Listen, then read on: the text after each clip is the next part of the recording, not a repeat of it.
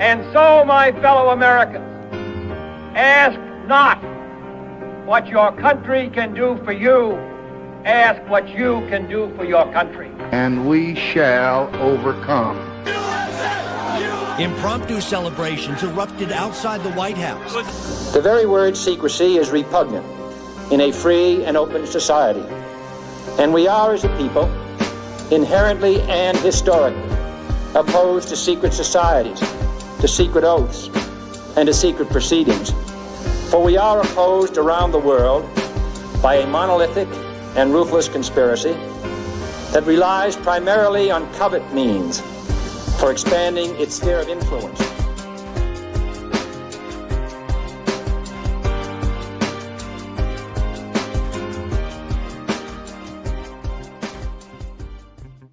Yo, we back in the building, man. I gotta say it respected. Third stream of the day.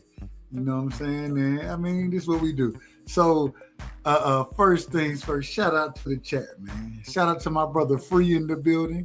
Shout out to my sister Ty in the building. Ty, hey, you know I got a lot of love for Ty. I got a lot of love, man. It don't matter what we talking, she gonna pull up and show love, man. I got a lot of love for you, sis. Shout out to my brother Cash in the building. We had this show this past, and I was gonna wait till Tuesday. I was gonna wait till Tuesday to finish the show, but I have some other things that's gonna be coming up this Tuesday as far as what we're gonna be cooking on. So I said, you know what? Boxing was short tonight. It was a short night of boxing. Respectful. I said it respectful. It was a short night of boxing. So damn it. Let's go on and get this out the way. Let's go on and finish this. And when I say get it out the way, I'm not saying anything crazy. And we got my brother here. And this is one of the reasons we had to do this. We got my brother in the building, D Free. Free, welcome to the show. I got to ask you real quick. With us doing, and we got my brother Cash in the building. The two individuals that I got to ask you real quick, Free. I know you was cooking on it earlier on the previous show, and you was breaking it down how it made the video made you think. You know what I'm saying? It made you go look into other things. Break that down real quick for me. You know what I'm saying? In your opening statements, then we're gonna go to Cash. Then we're gonna finish the video for the people. We're gonna finish it for the people. Yeah, nah. When I went to go watch the video, it made me think about how did he get to this point, and so I had to watch some other videos and do some other research, and it's almost like it's one big story, and it kind of shows you how people started thinking about other things, and it made me wonder about certain things. So I had to do some more research, and I had to dig a little bit deeper, because some of the stuff that he said, it made me wonder, is it really true, or is they just making this type of stuff up? Yeah. No video. Go ahead, Cash. Hey, shout out to my brother Cash. Real quick, I gotta say, hold on. No, this same video that we about to finish, the same video we gonna finish. So Free, he went and finished the video outside of what we're gonna finish it in its entirety for those who don't always get a chance to go watch it themselves. But real quick, I gotta say, Cash was the one, he put me on this video, and he done put me on multiple other videos that I think we gotta cover. But Cash, you heard, and this is why I love these type of videos, and why I love my brother Cash, because these are the videos that make you think. It make you think outside the box. Cash, welcome to the show once again. Give me your breakdown real quick as far as what Free said, how these type of videos make us think. You know what I'm saying? Just give me your opening breakdown before we get into what's said in this video, in the rest of the video. I mean, when you listen, this dude is 100% official about knowing about Sumerian, anything Sumerian tablets, anything related to ancient structures, the megalithic stones. He is one of those top dudes in the world. Like there's only a few of them that really know what they're talking about, and he's one of them for sure. I just set aside whatever he says, what he thinks or his theory or what, you know what I mean, something like that. I set that to the side, you know what I mean? I set that to the side and I focus on the facts that he presents. You know what I mean? When I watch these things, really. And that's how I go about it. And if you ever know, one of the things I always say when he say, "Hey, my theory on," okay, anybody can poke holes in quote unquote theories, but the information that's being presented, I think that's the most special thing about it, because the information being presented, these aren't theories as far as the information goes. And so this is what the people have found, the structure that these folks have found. I love it. Yeah, and what was I gonna say? Go ahead. Damn, I lost my thought, man. Oh, it's just crazy because a lot of these dudes who I follow, I've been following, like I've been following this dude for a good over 5 years. But the people that are like his close friends, I've been following some of these dudes for like 15, a long time. Some of them done died, like John Anthony West. He done passed away. He's like one of the pioneers in the Egypt and Zep Tepi shit and all that shit. But a lot of these dudes' theories are theories that I came up with. They're pretty close to some shit that I thought of before. You know what I mean? When I was putting shit together on my own. So what we're gonna do is, because we like when we finished the last video, I think we was at an hour and 45 minutes or something like that as far as the video go. But I'm gonna go back. I'm gonna go back to this part right here. You know what I'm saying?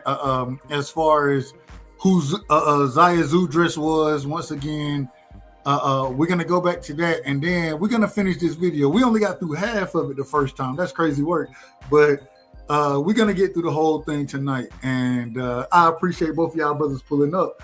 You know what I'm saying? And he ain't really trying to shit on nobody's religion. They don't ever try to shit on nobody's religion. You know what I mean? But I don't think it's shitting on no religion though.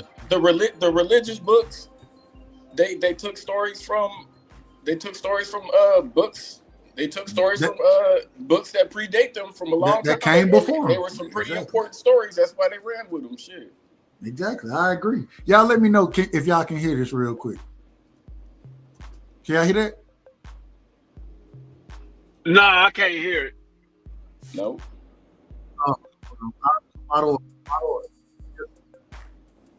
Hey, real quick, Dub. Did you look at that thing I sent you? Remember when I told you about the lost labyrinth of Giza?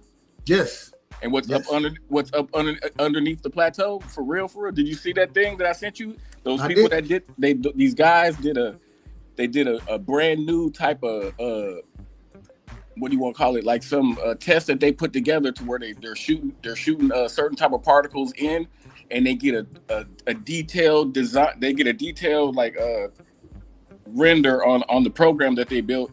They found what's up under it shows you what's up under. Like I said, it shows you what's up under them fucking pyramids, man. Hold on, super deep, man. And this is why, and I'm not gonna lie. And Cash, you sent me one video. I don't know if you sent me that video. I think I sent you. I did. I'm pretty sure. I might be out of order. I've been looking, man. I've been waiting for this for, man, like 2 decades. I've been waiting on this for 2 decades for these things to start coming out. Like, I know it's under there. I know it's under there because I got super old pictures. I got these really old pictures. I haven't found them yet of the Sphinx when they were first digging the Sphinx out, and it shows a fucking tunnel right there that goes down. You know what I mean? But then they done covered it up since then, and they done paved it, and they done pulled the fucking slab that used to be sitting right in front of you. Didn't send me that video. You didn't send me that video. I didn't send you what I'm talking about right now, but I sent you a video on what they discovered over the last week up underneath the pyramid. No, the last video you sent. Hold on, I'm pretty sure the last video you sent me was about aliens. Huh. I'll send it to you. You might have to just pull it up. I might be out of order. Though. Hey, you never know. Let me make sure. Hey man. Oh no! You sent it to me yesterday. I got. I know I sent it to you. I haven't watched. I'm in order. I haven't watched that. I have not watched that, but I'm glad you said that because one of the reasons I want to do this tonight is because I ain't gonna say I wanted to finish it. So because I got some other topics that I've been, and like Free say, this shit it lead down a tunnel. So I got some other topics on Tuesday that I really want to cover. And that's why I was like, you know what? I got a little time. Let's finish this video because I was planning to finish the video, but now we can finish it. We can discuss it, you know what I'm saying, with each other. And then on Tuesday, I have something. It'll be very similar to this, but it'll be a little different versus and now that I got this video, shit, it might change my whole goddamn. Anyway, that's a whole. You know, although I've never been religious, I respect religions and stuff. I'm a truth seeker, man. I want to know the truth. That's my main focus. Anybody who is religious should want to know the truth. The Bible tell you what? Seek the truth. That's what the Bible tell you to do. You know what I'm saying? So I didn't know that. No, it definitely tell you to seek the truth. And so at the end of the day, hey, I don't. That's why when I look at it, I'm like, biblically speaking, and you know, I always try to tie it back into it. You know how I am, but regardless, my thing is what is the truth? Because shit, the Bible tells you to seek the truth, and if you're gonna seek it, then seek it wholeheartedly. You know what I'm saying? Give me the information and let me make my own discernments on this information. That's all I'm saying. But you see that? Go ahead. I just know it in my soul. I know that they really blocked all this shit from us and did what they did to keep it away from us because we really got certain type of powers when we reach a higher level of consciousness. Like we turn into a different type of being or something, man. And they don't want a whole bunch of niggas running around.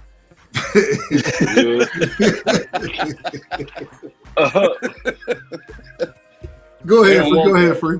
Nah, I think it's a little bit of both. I think the religion portion of it is true, but I also think this is true. And like Kaz said, I think they blocked it from us because people are scary people. If you let them know that it's another being out there, people are going to be nervous, and some people are going to be scared. Some people's going to want to try to figure out how can we find them and stuff like that. So they only give you enough to keep you wondering, is it true or is it not true? Only the people that want to find out if it's true or not are going to be the ones that's going to search for it. I just gotta say, first things first, y'all make sure y'all hit the like button. Everybody in the chat, man, hit the like button. Sub to the channel if you're not already subbed. I gotta say that shit, the stuff that they telling us, and I don't know if it's somebody else.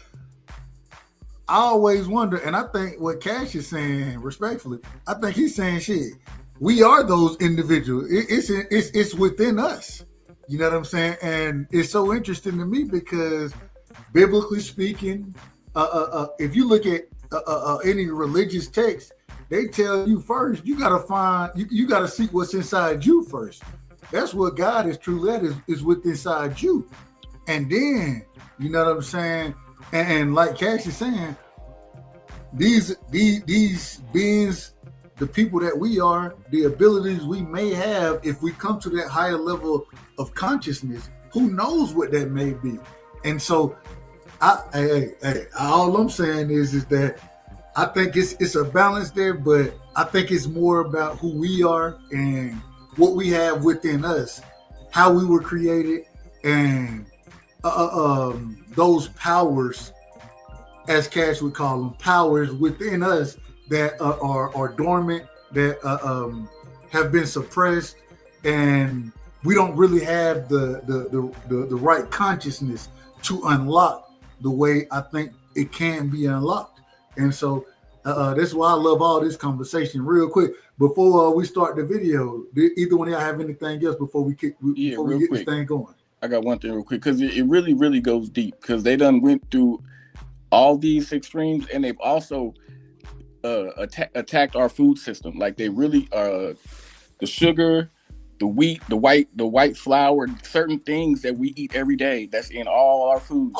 It has been designed to calcify your pineal gland.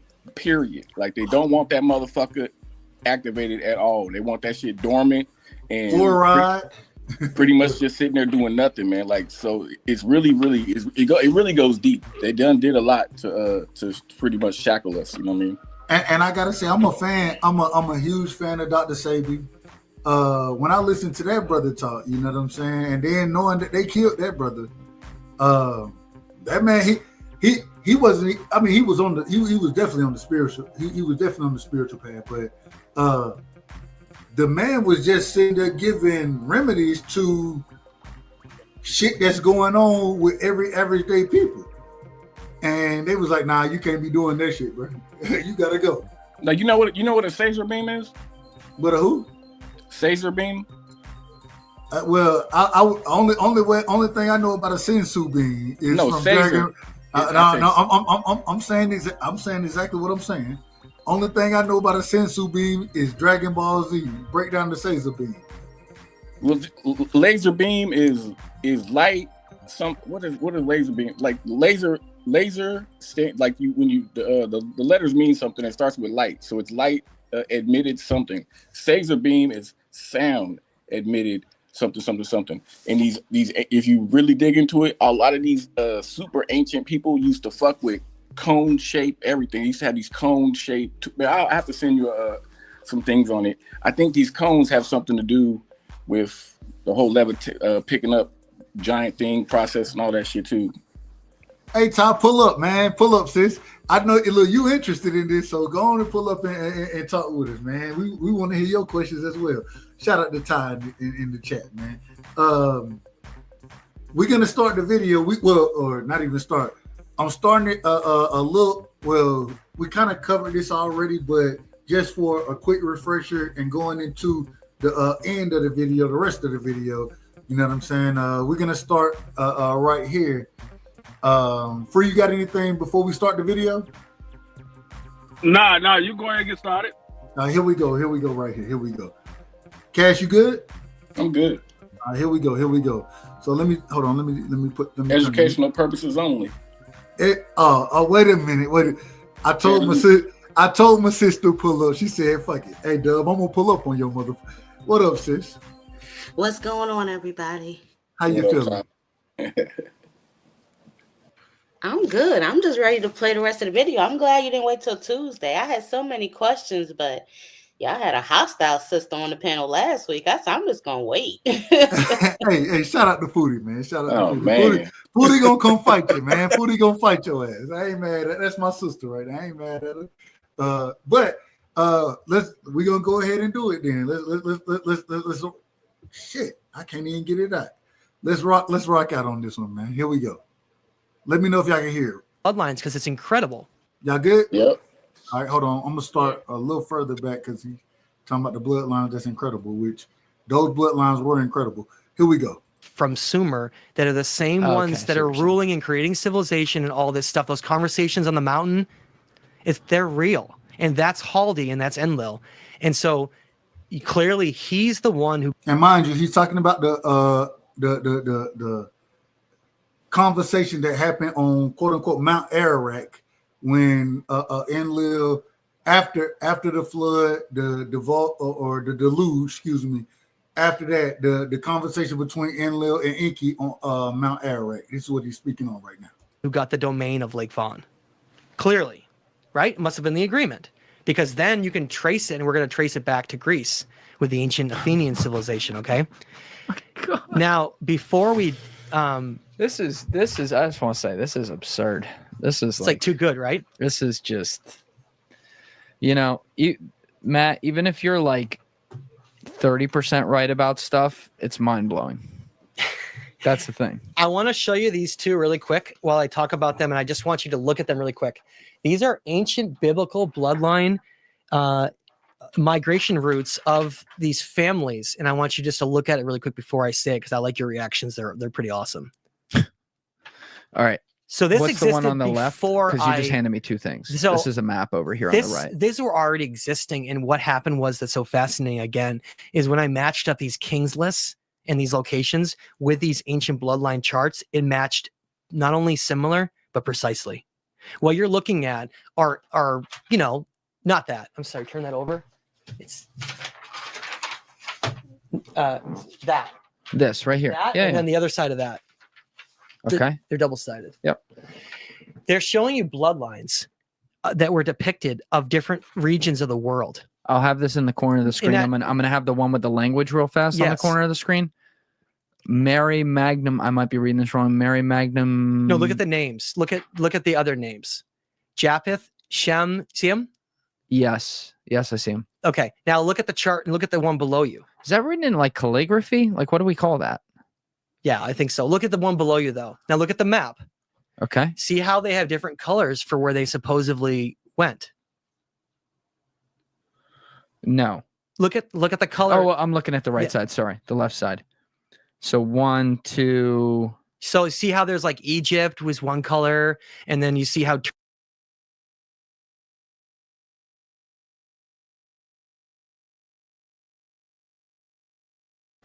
What happened? This is outrageous. Hey, this is I'm on mute over this motherfucker talking too damn much. Real quick, I gotta stop it. Shem, Ham, Japheth. We know, biblically speaking, these were the sons of Noah. We know that biblically, right? Right. And for this map to be what it is, even though, okay, hell, if you want to tell me a 5 don't look like an S, that say Shem to me. If you want to tell me because there's a C there, that say Ham to me. And that's Japheth right there. That's it. And then when you listen, and shout out to the Hebrew Israelites, they'll tell you who took over Africa. Ham did. They'll tell you that the people of Africa, they not the biblical people of the Bible because they came from Ham. But the biblical people of the Bible came from Shem, supposedly. And I'm just putting the comparison out there, right? And so when you have something like this, as old as it is, bringing these same names up is just very interesting to me. I mean, it seemed like it lined up. That's what it seemed like. Let's keep going. Turkey and the Mediterranean is one, and then you see how the Persian area goes down as another. Kind of. I'll put that in the corner of the screen. Sons went to three different regions of the world, is what it's saying. Okay. I'm making this note for myself to put that one in the corner of the screen. Now, if you remember from King Hake, remember? You keep the one you're right. Right here. No, the other one. Pull that out. Okay. Now, remember, King Hake is a descendant of Japheth. Remember that? Yes. Right on there. Is a descendant of Japheth. It says Japheth went to Europa. That's exactly where the king list mentions as being an ancestor on. Remember? Now, then it talks about how some of the sons went to different places. It says that Shem went to Egypt. And guess what? Created the Great Pyramids of Egypt. He's Thoth. If people want to know, okay, Thoth again? Thoth is the ancient Egyptian god of wisdom and knowledge, who supposedly is the one who, like, it maybe even be connected to the Amaruka and the feathered serpent. So he's a god. He's a son of Enki, and he's connected to the serpent and the dragon. So Egypt, if you go to Egypt today and you look at the pharaohs, they have a cobra on their front forehead representing the snake, the knowledge. It's the symbols follow us everywhere. There's no serpents in that part of Turkey or in Greece in the same way because the influences were different. Now we're gonna track this through archaeological discoveries and libraries all the way to Atlantis in the Athenian civilization. We've just begun on this part. I just wanted you to see those bloodlines because it's incredible. Okay. So let's keep going. Let's keep going. So let me see. Take whatever you need. Okay. We got papers. We got research. We got a lot of stuff here. We got preparation. So Okay, so anyway, I want to just mention the three sons, and they're listed with three somewhat different names because, for instance, Ham sometimes is spelled as Sham with a CH. Yes. So, if I say something and it's slightly different, there's multiple spellings for these sometimes. Okay. So Zayasudra, and I want to be clear about this, had three sons.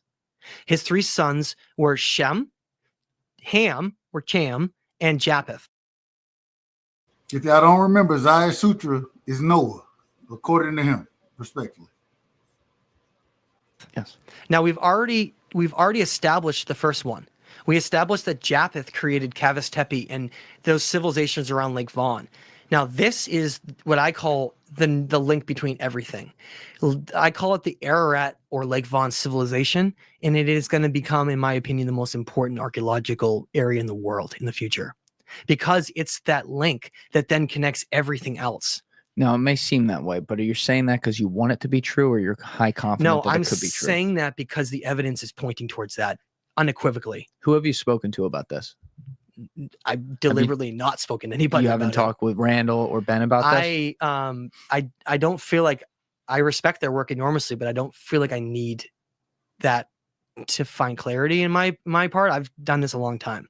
But now that you're public with it, yeah, I'd be happy to talk to them about it after. I have no issues with that at all. Now you're going to want to talk to people. I would be happy to debate anybody on this or discuss. Not even debate. No, that's not what I'm talking about. Okay. I'm saying to further, add more minds to the mix, as long as, there's not closed-mindedness coming in or something. I'm happy to do that. You help to find new things. I'm happy to do that. Okay. So the first place we'll go on this journey, and when we continue to connect all this together, is, I don't have any images of it in front of me, but again, getting back to, remember what Diodorus and Solon and Ken Bliss says, there were two civilizations that had become super civilizations. For people who are listening to the second podcast, because I believe we did it in the first, quick 30 to 60 second refresher on that. We were basically providing the best evidence to show that Atlantis. It's crazy work that we in the second podcast as well. We in the second one as well. Here we go. Is real, was real, right? Yes. And we're talking about how it comes. It's far more than just Plato. It's Plato's descriptions, but you get into this elder priest of the Temple of Sais in Egypt named Sanchez. You find out that Diodorus and Solon and Socrates, they all played a part in this. And what this temple priest stated to Solon when he discussed him, the old ancient world, was that there were two civilizations that had reached like this pinnacle.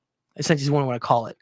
Is that, and it's funny because they didn't mention Egypt, which is weird because they have the pyramids there, but they apparently labeled these all in a different category. But you were also talking down the Library of Alexandria earlier and other things as well about Egypt.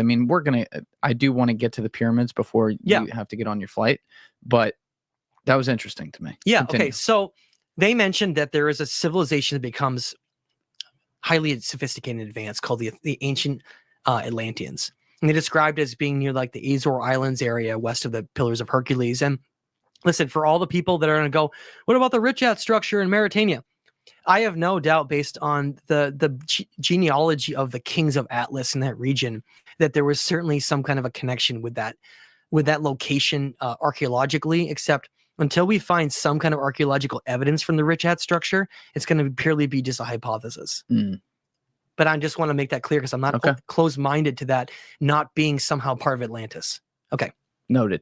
Great. So what we find is that they describe how there's these two pinnacles of civilization pretty much of all time. And it's this Atlantean civilization and then another rival civilization called the Athenians or the pre-Greeks. And they talk about how those two were this predominant civilizations. Now, how did the Athenians, according to what you study, how did the Athenians civilization's advancement or, I guess, like abilities compare with Atlantis?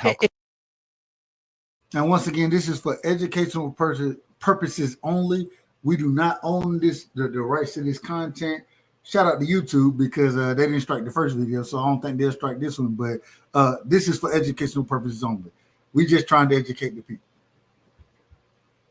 Close. Atlantis seems to have definitely delved into a completely different side of things. Because you said digital. Yeah, they seem to have delved into things that maybe they weren't supposed to, too. Because It even in some descriptions described them as perhaps playing a role in their own destruction. Like physically. Yeah. I know. What does that look like? Well, imagine if you were playing with energy technology, weapons. They discuss how they started creating weapon technology and how maybe they misused it on the Mid-Atlantic Ridge and like caused their own destruction. Bitch, this is continue. So what they are saying is Atlantis lost its heart and that Thoth was once a priest there, but not the same incarnation as before. It states that he's had many incarnations. Okay. It states that he's had many incarnations in that he was an ancient. No, he's not on that. Okay. But it states that he had an incarnation in Atlantis later in his life after the initial Egypt, and that he left with a lot of sages when Atlantis became corrupted. It talked about how they started playing with like black magic and technologies and weapons and all these things, and how the Athenians, the Athenians were the only ones that could stand up to them, but in a way where they were like masters of maritime masters. And real quick, I want to ask Free, Cash, Ty, have y'all ever read the Book of Enoch? No. No. All right, so I would always, and the interesting thing about this, in my opinion, long time ago.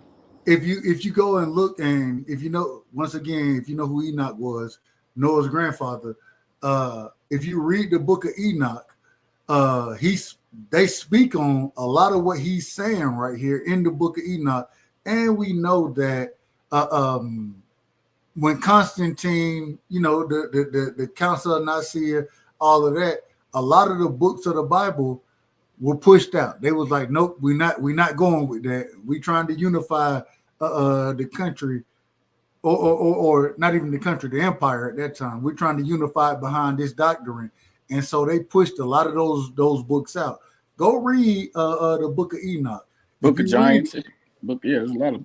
If you read those books that was discarded, one of the things you find out, man, they speak on a lot of what this brother is talking about. They speak on these things in these books, and that's what, the Apocrypha, and for anybody who the Apocrypha text, anybody who follows any type of religion, and I say it respectfully because, I ain't got no problem with it. I ain't got no problem. I always tell you, my grandmother Jehovah's Witness, and she one of the best people I know because she believed in what she believed in, and it makes, you know what I'm saying, it helps her to be a better person. So I ain't got no problem with it. All I'm saying is go listen and look at some of the Apocrypha texts and then compare them to what this brother is saying. It's crazy work. It's crazy work. We're gonna keep it going though, and we're gonna do a show on the Book of Enoch. We're gonna do a show on the Apocrypha as well. We covering all this stuff, man. Y'all know how I am. We're the best soldiers in the world, is what it's described as. The Athenians. I mean, it makes sense. Watch 300, right? Yeah.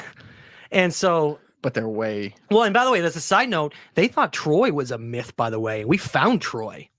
Yeah, where's Troy again? Troy's in Western Turkey. Everything's in fucking Turkey. So anyway, quickly we're realizing that so much that was a myth is actually real. And so getting back where we were, if in Greece today, outside of Delphi and outside of Athens, we find massive and beautiful megalithic work on the lowermost levels of a lot of structures, and then more primitive stuff on top from the actual Greeks. It's there. And not many people are talking about it. Ben is well aware of it. And there are others from, Megalithic Marvels and other social media sites that try to point this out. Sure. They show images of people standing next to them. There's one where there's a guy standing next to one of these megalithic walls in Greece, and the block is like taller than him. The block. Oh my God. So the precision is there. And it's showing you that there was a path from Lake Vaughn that Japheth took with Haldi, the Enlil's god. And by the way, Enlil was the Sumerian name. Haldi was the Armenian Ararat name. And then he became, the whole Olympian gods, Zeus. Yes. He's Zeus. Dude, he became Zeus. in Greece. How far back are we? What do you think the Titans versus the Olympians were, man? Yeah, it was Atlantis versus the Athenians. Son of a bitch. How far back are we right now? We are way back. Like ballpark. Well over 13, 14,000 years ago. Now, before Younger Dryas. Yeah, imagine this. Yeah. Where is Olympus? Where is Mount Olympus? The Olympians, Mount Olympus is in Greece. Mm-hmm. Zeus is the head of Mount Olympus as the younger generation gods, according to them. And in Atlantis, the Titans who were supposed to be the older generation gods of Atlantis that were competing and fighting in a war against it. Now, did they make them gods in later text and legend because of they came way before them and had incredible civilizations and then turn them into these features like Zeus can throw lightning and shit? No, I think they could actually do that. I think they were very, very powerful, and I think we continuously underestimate what they are, and like they're like magic. You know the best way to describe them? They keep making all these superhero movies and X-Men things. It's like that.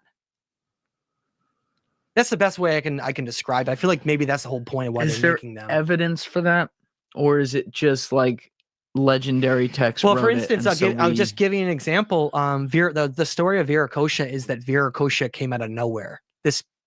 And that there were indigenous people living there, and they tried to attack him, and that he put on. This isn't me saying this. The story is that that he displayed magic in front of them, and of course what that means, right? And completely stopped them in their tracks just to show that he's not like them. Now what that means, of course, technologies we have to some indigenous group in the jungle would be magic too. But what I mean is that same thing is echoed in Egypt as well. Is it's described that Egypt originally had a primitive sort of group living there, and that when these original groups came there, they had to do a display of something incredible, and then those indigenous people would be part of them and work with them. Okay. Does that make sense? Yes. Okay. So we covered what I think is pretty clear following the megaliths through Turkey, San Simeon, Göbekli Tepe, that whole area, and then you go and Greece is right there. And you go west of Turkey and Greece is right there. We have more connections though. That's not it. Of course it's not. The connection with all of this between Lake Von and Ararat civilizations in Syria. And I admit I haven't spent a lot of time studying previously Syria because I didn't know what was there. And because I feel like it may be one of the most under talked about of any of these regions in the world is Syria. Also in modern day for what's going on there. Exactly. It's under talked about. Exactly. So in Syria, there's a site called Ain Dara. I want you to take a look at this. All right, corner of the screen. Now, do you remember when we were the telltale sign from the Ararat civilization of Lake Von? They're building with basalt. Do you remember? Basalt is volcanic. It's very hard. It's a telltale sign. Ain Dara is built entirely out of basalt. Entirely. The entire thing. Now, what does it say down there in the next to the star? Destroyed in Turkey in 28. Destroyed by Turkey. Turkish government. Erdogan destroyed this. The Turkish government accidentally dropped a bomb on Ain Dara and destroyed the entire site before we could study it. Was it an accident? Did they accidentally drop a bomb? No. I was just thinking that to myself. I'm like, that's convenient, accident. Was it an accident? Absolutely not. And real quick, I always got to say, like he said, when you look at Turkey and Syria, regardless of what they tell you, shout out to my aunt. She was always the majority of her time she was stationed in Turkey, and I'm like, what the hell we got? What we got going on in Turkey like that? You know what I'm saying? We ain't really what's going on. And then when you start to hear all of this, it's like, okay, the bombs that was dropped in Syria under Obama, respectfully. All I'm saying is that it seemed to be some type of coincidence that these are the areas that people love, or especially the United States, love to have military bases in and those type of things. Mm-hmm. And we covert operations. We don't even know why we got bases over there. We don't even know why. No, I mean it would make sense for Turkey to bomb it if it was being occupied. But if that wasn't being occupied, it was just sitting there. What was the purpose of bombing that? It was they said it was an accident. You accidentally bombed something in the middle of nowhere. That's what I'm saying. That makes no sense. I'm just telling you what they say. I'm telling you what they said. You don't accidentally drop a bomb in another country. That's not something that's done accidentally. No. The Turkish government dropped the bomb in their own country, and blew this site up. Respect. You don't accidentally drop a bomb. Period. In your country, whether it's your country or somebody else's country. How do you? So you no. They was testing. They was testing D-Free. They was testing. And that testing one spot out of everywhere in Turkey you can drop a bomb. You know that this is an ancient spot, and you drop a bomb there. Of all places in your country, you drop a bomb that's a spot that's been there for thousands of years. Yeah, that doesn't make sense.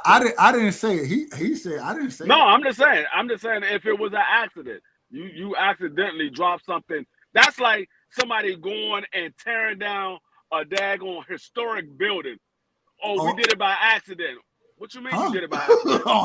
Hold on. Look. We dropped the bomb on damn Yosemite Park.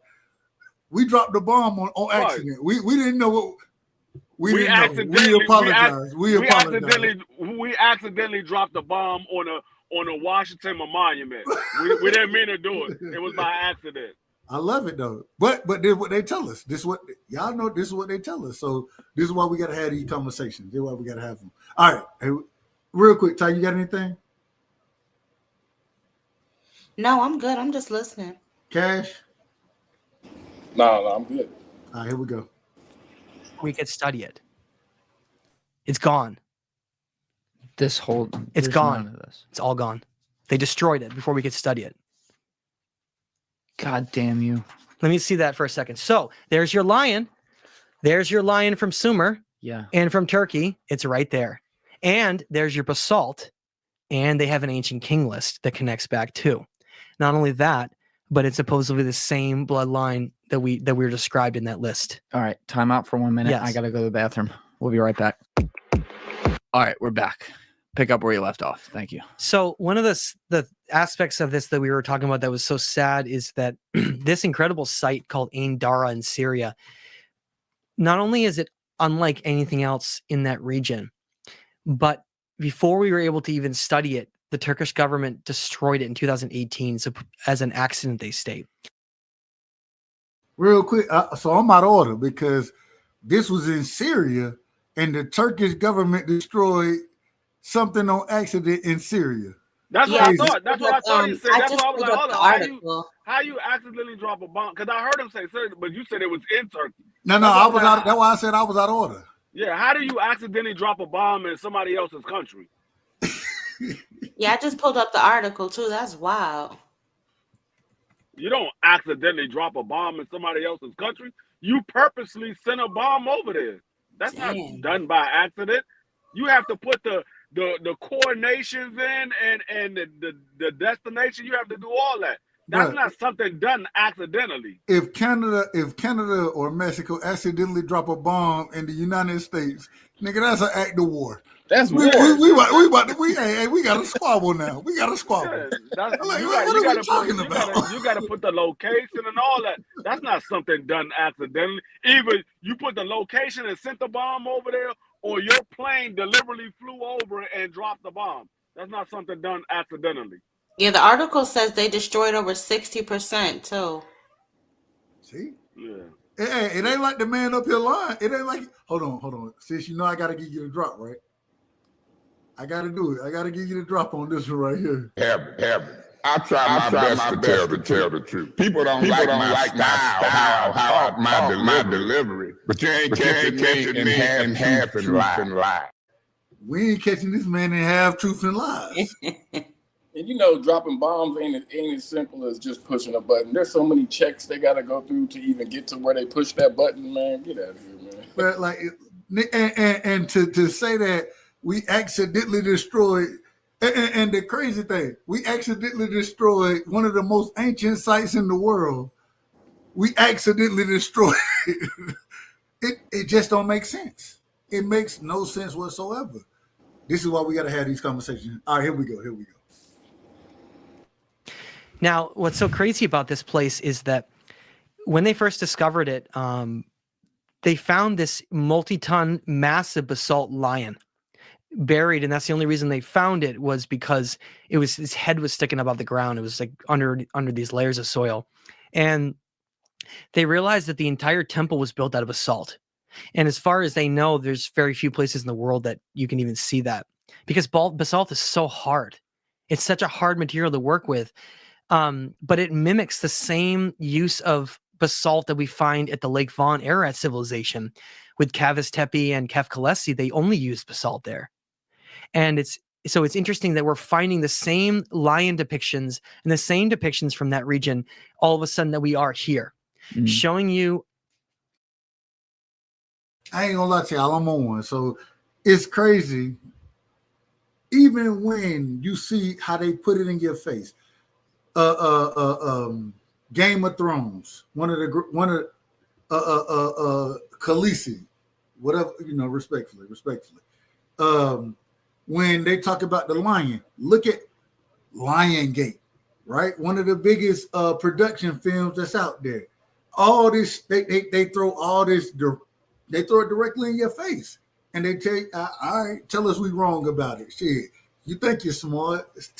What you know about what we know? It's crazy work to me. It's crazy work. Evidence of the way they went. Basically, if you imagine that these sons and these sages, these creators of these civilizations, are creating something and then moving on. And that's exactly what we're seeing here, is that the same iterations that had led to the creation of the Lake Von, Cavus Tepe, and Zernaki Tepe, and Kef Kalesi, those influences moved here. And they had the same architecture, same style, same everything. But now it's all the way southwest in Syria, right? But what are we getting close to? We're getting close to the Mediterranean. And that's what's really interesting about this, is that by using these sites, we're now able to link the path they took, which matches exactly with those bloodline charts, supposedly, of where these family members went. Okay. Now, so based on that, it means that we can take and associate the fact that this entire region was the same influences that moved westward, but we had some different influences as well. And I want to show that. The second place in Syria that pops up that connects all this is something that I've been studied for a good 6 or 8 months, because it's a fascinating place. And again, nobody talks about it. I don't know why. It's called Ebla. And in Ebla, Syria, how do you spell that? Ebla. Okay. And one of the reasons it's overlooked is that we see the classic examples in Ebla of very, very primitive work on top. Just like we see everywhere else in the world, but then sections of it are these ancient bases. And I have images of that here. I don't know if you're going to be able to really find that, but basically what we're seeing is two completely distinct types of architecture. And I don't know if you want to look, especially this one, look at the big blocks versus the small crude stuff on top. Some of you can... Corner of the screen for this as well. Can you notice the difference between those two? Yes, one is like rounded, like big, large blocks. Rocks. The other one is those blocks similar to this. Similar to Zernaki Tepe as well. Yeah. So we see that, yes, the megalithic building is there. And if anything, it actually looks more like Zernaki Tepe than Cavus Tepe, which is weird. So what I'm trying to say is, Ebla, Syria isn't that far from Ain Dara. But the thing is that Zernaki Tepe, the way that they constructed those blocks, looks very similar to Ebla. Whereas Cavus Tepe and Kef Kalesi, again, the same region, look like Ain Dara, showing you that the influences from there diverged. They started going into different parts of the world, but they were in the same area to start, is what I'm saying. How that came about, I don't know. I don't know why one group would prefer to build slightly different than another, and then like why one would be only want to do basalt. Like, so there's questions we don't know. We don't know why they made the decisions they did, but what connects and syncs this whole thing is that the second largest library ever found in the ancient world, besides the Ashurbanipal library we talked about, was in Ebla. Now, in Ebla, they found what's called the Royal Library and King's List. And in that, they found ancient writings in their library that were Sumerian, Babylonian, Turkish from this area, Armenian area. They found Cyprus writings from the Mediterranean, and they found writings from Egypt. Now, real quick, I just got to say, and y'all know how I am, but when you have all these different ancient writings in one city, in one library, right? How many have y'all ever heard of Ebla? Have anybody ever heard of it? No. We've never heard of it. And the reason, and so this is when they find all these ancient writings and texts in this one library, but we've never heard of it. Why haven't we heard of it? We know why. And this is why they always say we conspiracy theories, but hey, it's a conspiracy going on. That's all I'm trying to say. I think even Greek too. Everything. Right there.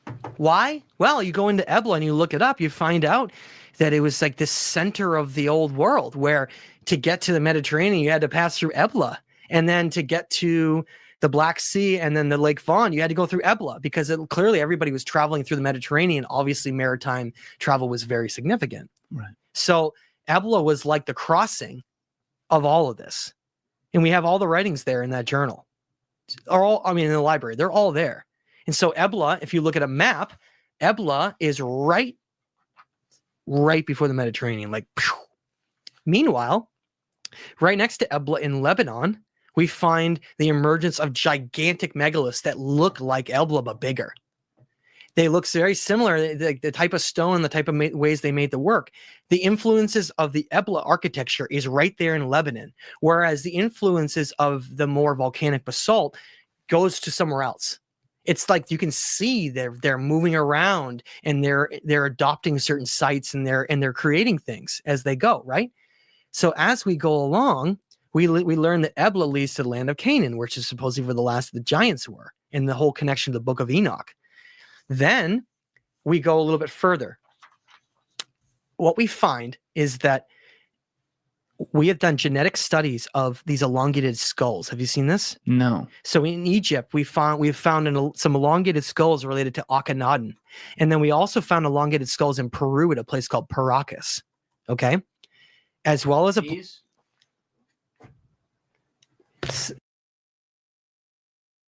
Hey, Cash, who was Akhenaten, real quick? Akhenaten is supposedly King Tut's dad. Supposed to be the what was he, the grandson of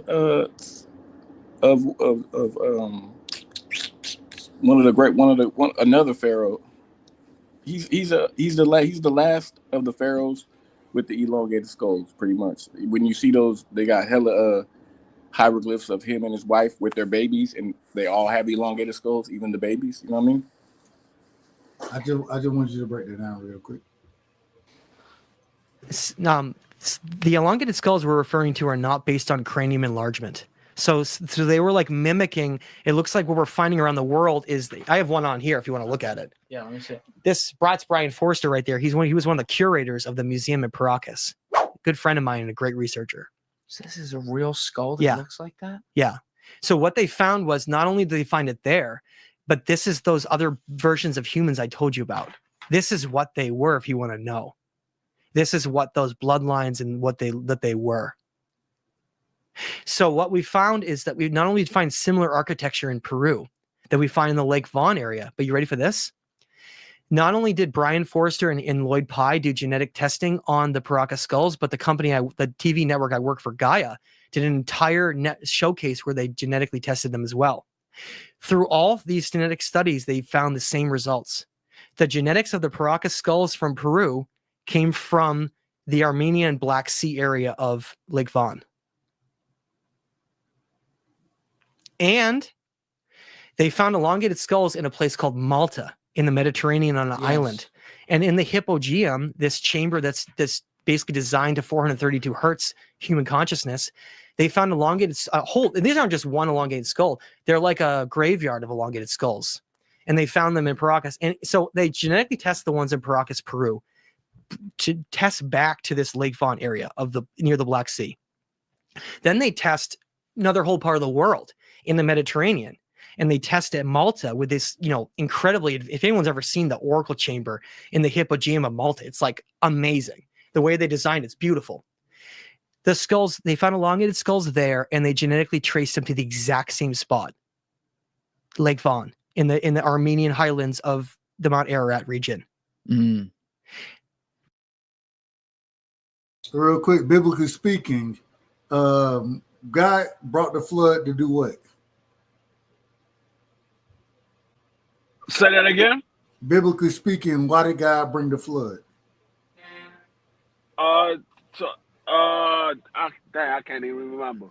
It was to destroy, because he wanted to. It wasn't humankind. They had the angel because because angels had came down and made it with, biblically speaking, and we got to do this because we can't just play the video in its entirety, respectfully. And then it's just, anyways.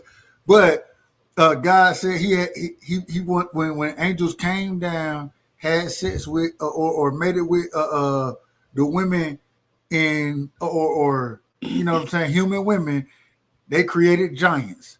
Mm-hmm. And God, biblically speaking, he wanted to rid the world. They were bloodthirsty individuals, supposedly eating, and I mean they was raining havoc out there. And so he was the Nephilim. Thank you, Thomas. Shout out to Mr. Chapman. That's absolutely right. The Nephilim, and but biblically speaking, that's why the flood came. So now we're hearing this brother speak on elongated skulls, and we've seen, once again, they'll bring it up, but we've seen these giants that's been found throughout the world. All I'm saying, hey, I'm just saying it's all adding up. It's starting to add up, and even if we want to take it biblically, the research that this brother that even put in is showing very similar things that the Bible have said, but I believe that it's taking it to a whole nother realm and understanding as far as God's or the whole understanding of God. And I hate to say that. Well, I don't hate to say it. I think it's true. And I think we had individuals who were much more intelligent than we were, and we end up looking at them as gods. That's the theory that I have going right now listening to this. Both places across the world, similar architecture, trace back to the same spot. That's why, if we think of the story of the Adrahasis, bringing it back, this bloodline king that's like a demigod that's living like huge amounts of time, lands on Mount Ararat. Everybody else is mostly gone. There was another group. I told you about Akish with Atana. There was like two areas that sort of reemerged again, right? But so just go back to Lake Von for a minute. So think about it. He's this like superhuman that's like a demigod with a bloodline that these three sons go out, and then we find the same architecture, same gods all around the world, same influences, as well as the genetic exact identity of these locations back to the same place, which matches all the bloodlines, biblical bloodlines we showed you. So not everyone mimicked what we're seeing here, though, in later generations, obviously, if we're just going to talk about the skulls to start with. Okay, so it looks like these people potentially had a natural large skull, but it died off at some point. Yes, and with those groups, and then other groups came along to try to mimic them later, which is sort of like how in Mesopotamia today, in modern day Iraq, people still look like that. Why is Remember this? With the beard and everything? Yeah, but why is this skull so perfectly preserved? They had to glue it back together. It was broken. But still, like, it even exists. Because the Paracas people were protecting them. So there was a group in Peru called the Paracas people, and they were protecting an ancient graveyard that had these demigod influences of these skulls. Because they considered them to be very important to their history. And so how does this all tie in together? Well, it basically ties in because we can now trace this trajectory of the ancient Sumerian kings to this reemergence of civilization around Lake Von, and this brand new civilization that I'm calling the Araras civilization, or Lake Von civilization, depends. And then that was like the emergence of what became the greatest chapter of human history we've ever had in our past. And what's that? What eventually rose up to become the Athenians and the Atlanteans out of this. Got it. And so just to recap in terms of how Atlantis connects, we got the Athenians, right? Because that's like an easy trajectory, right, to the Greece.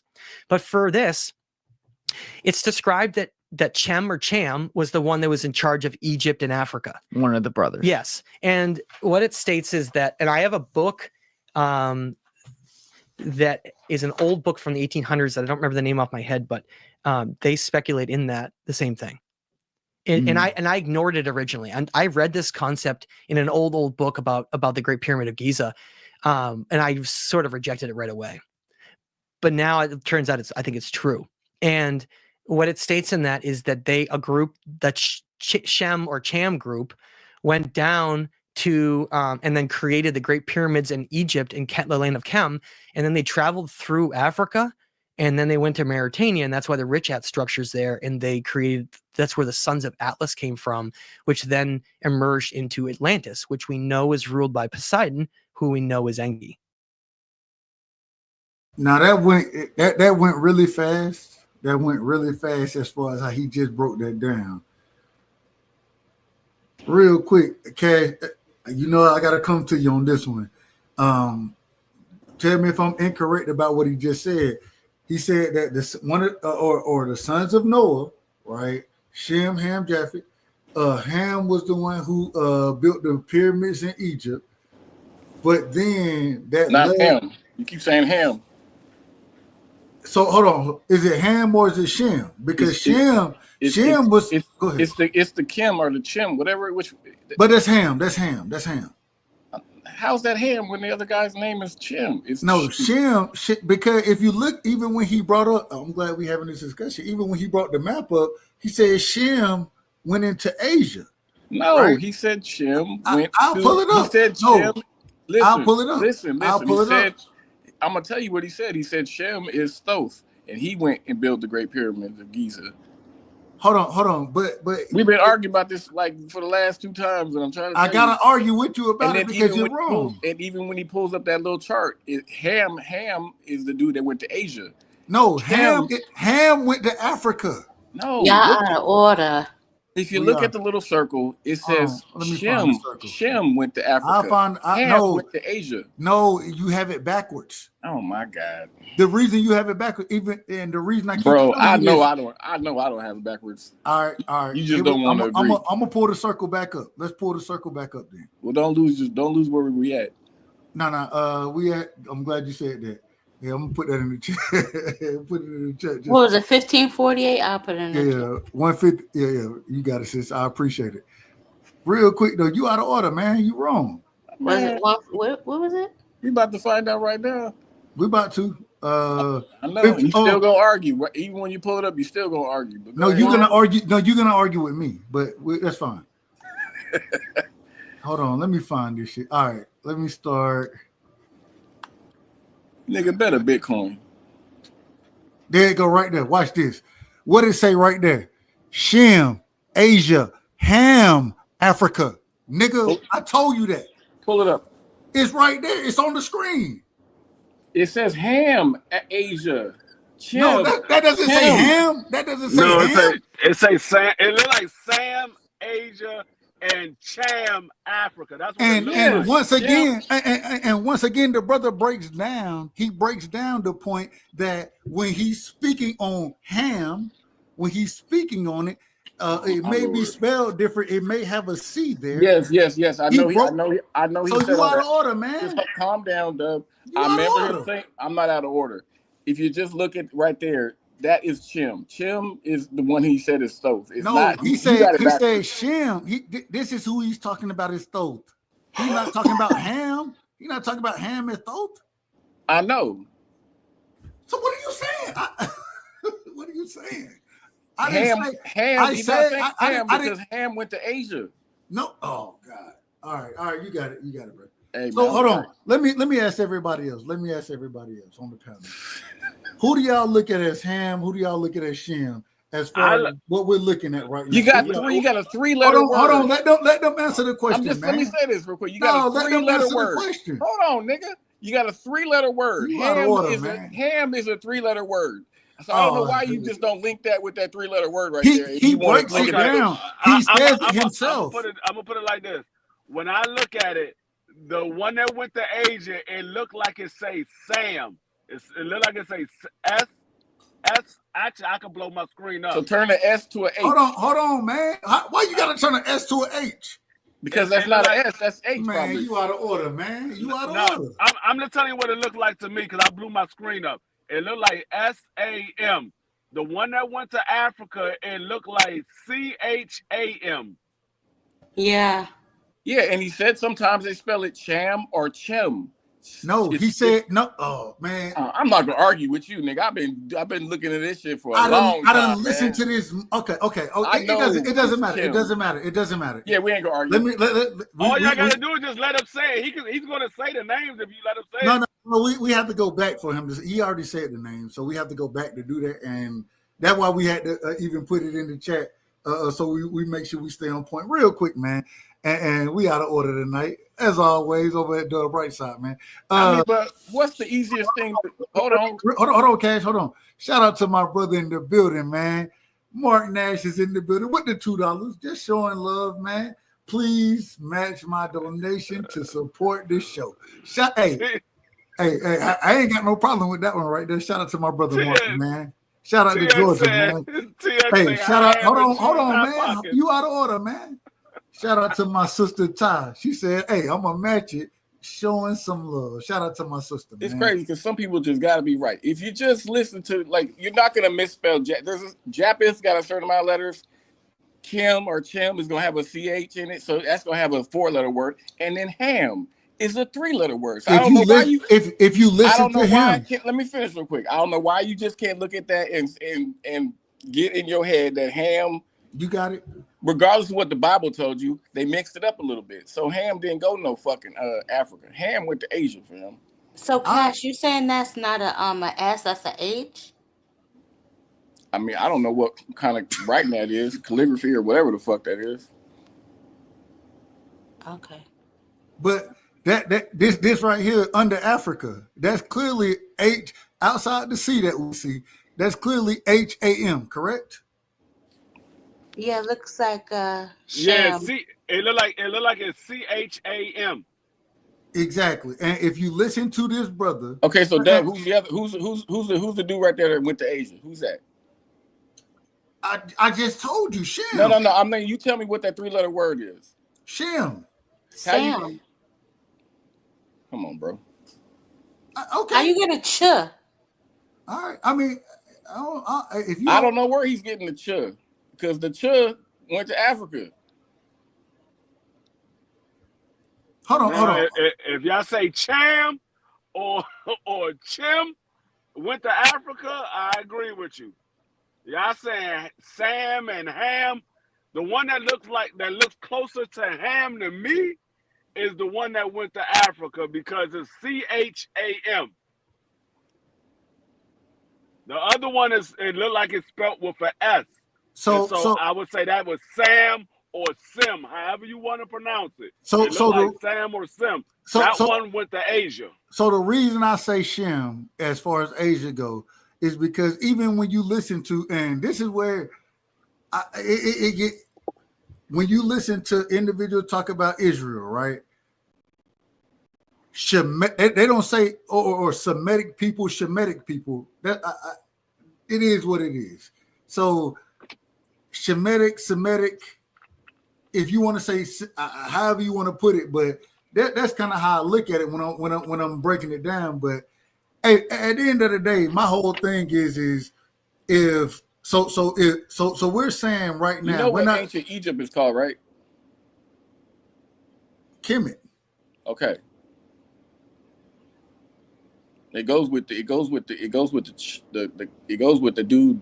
It goes with that guy that went there. It's not Kemet. It's not Hammett. But go ahead, bro. I mean, you believe what you want. It really don't matter, to be quite honest. Yeah. It really doesn't matter. But it may just be about dialect too. And maybe I'm just from the damn country, man. Maybe that's what it is. Maybe you might be right, but I definitely think I am. But it's all good. We gotta give you the drop, Cash. You know, Damn. It's a bunch of bull. Rodzilla right there with me. Ham equals cham. I always thought it was a difference in the language thing. That's what I thought. That's what it looked like to me. But it's not always spelled with an A. It's spelled with an A right there. It's when you read it, it's normally EM. It's chem. But no, it's okay. I'm not gonna argue with you. Yeah, when I blow it up, that's an E. It looks like. I ain't gonna argue. Well, hold on. The one at the top, the one that went to Asia is an E, right? Yeah. So I don't know. So are you saying hold on. Who were the sons of Noah, Cash? Or the sons of Zarathustra, excuse me. Japheth, Shem, and Ham. Okay, so where did Ham go? Shit, Asia. Okay, Ham went to Asia, in your opinion. Shem, he went to Africa. Now look at the chart and look at the one. My bad. And okay. Yeah, we'll figure this out later. Let's see, because we get. I just wanted to make sure I understand what you're saying. That so we just saying one went one place, one went to a different place. I'm gonna dig into it because if you're right, I want to know. Shit, if I'm wrong, I want to know if I'm wrong. No, real quick. I ain't even saying what I'm saying is that I didn't argue with, and I say it respectfully, Hebrew Israelites for a long time, and they'll tell you them niggas don't know. Hold on. But they'll argue with you that Shem was the individual who remained in what's known as Israel right now. But here you go again.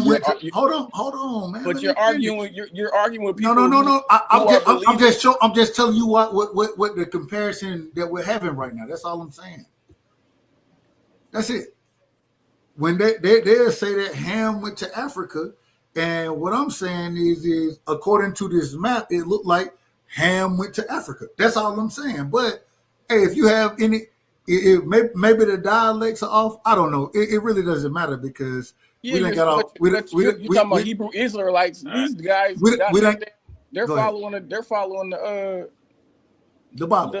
The Bible shit. Yeah, the Bible got it mixed up. That's what I'm trying to tell you. The Bible has mixed shit up. Just like they got you thinking Noah is more recent than it really is. I mean, shit. Noah is a long time ago. Zarathustra lived, man. All I'm saying is as far as that map go, that's all I was talking about. Go ahead, Gilgamesh is more recent than Noah.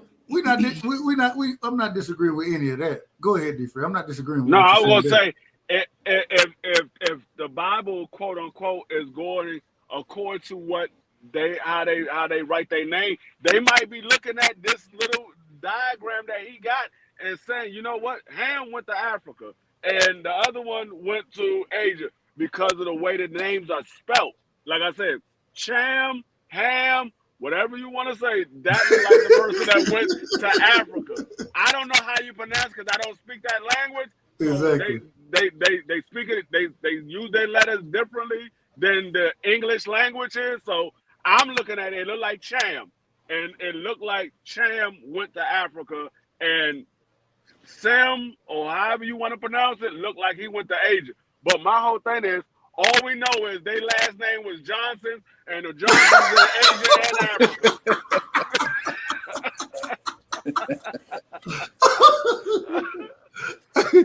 me out of order, man.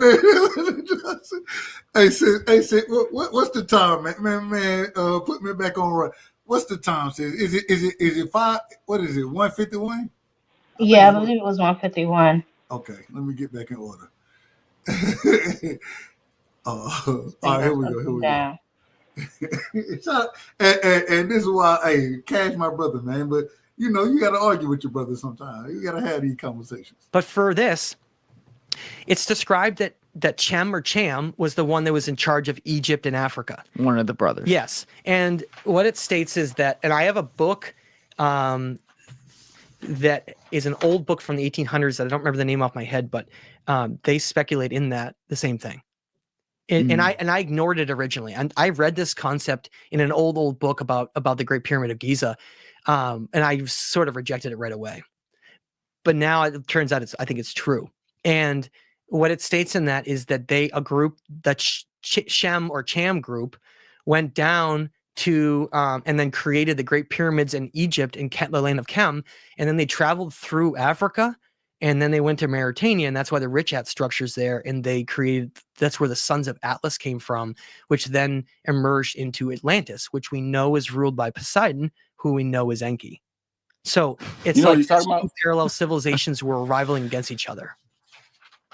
And that is basically how the whole thing connects. And then those civilizations destroyed, catastrophes came through, wiped out the old ancient world. Other iterations tried to come along, but over time, myth became legend, and legend became what we thought is not real at all. And now we're realizing that there's an entire incredible chapter of human history that may go back far before even the Younger Dryas. So considering you just did this over a long period of time, can you sum up exactly as a review, sure, basically a repetition of what you've done, what you found and why it changes history? I know, because it's like someone's gonna have to listen to 5 hours, right? Yeah, well, it's not just that, it's that there's long explanations of different mazes and rabbit holes along the way. So I just want to let me give like a 5-minute summary, please. So you have the floor. I became somewhat of an expert, I guess, studying the ancient Sumerian tablets, Akkadian and Babylonian tablets. And in that, I ended up realizing and understanding that a lot of what used to be mythical cities in there that were not supposed to really be as old as they say or whatever were real. And then they were finding evidence of catastrophic events that had occurred there, right? And that allowed me to start piecing putting these pieces together and then create a timeline in which I then got stuck, because I couldn't figure out how anything left Sumer, because there was such an incredible event that occurred again, that destruction, that all of a sudden there was like a gap between it. And all I had was a legend of Etana with Kish, with this reemergence of the new world, but it didn't explain any of the megaliths anywhere. It didn't explain any of those other things anywhere.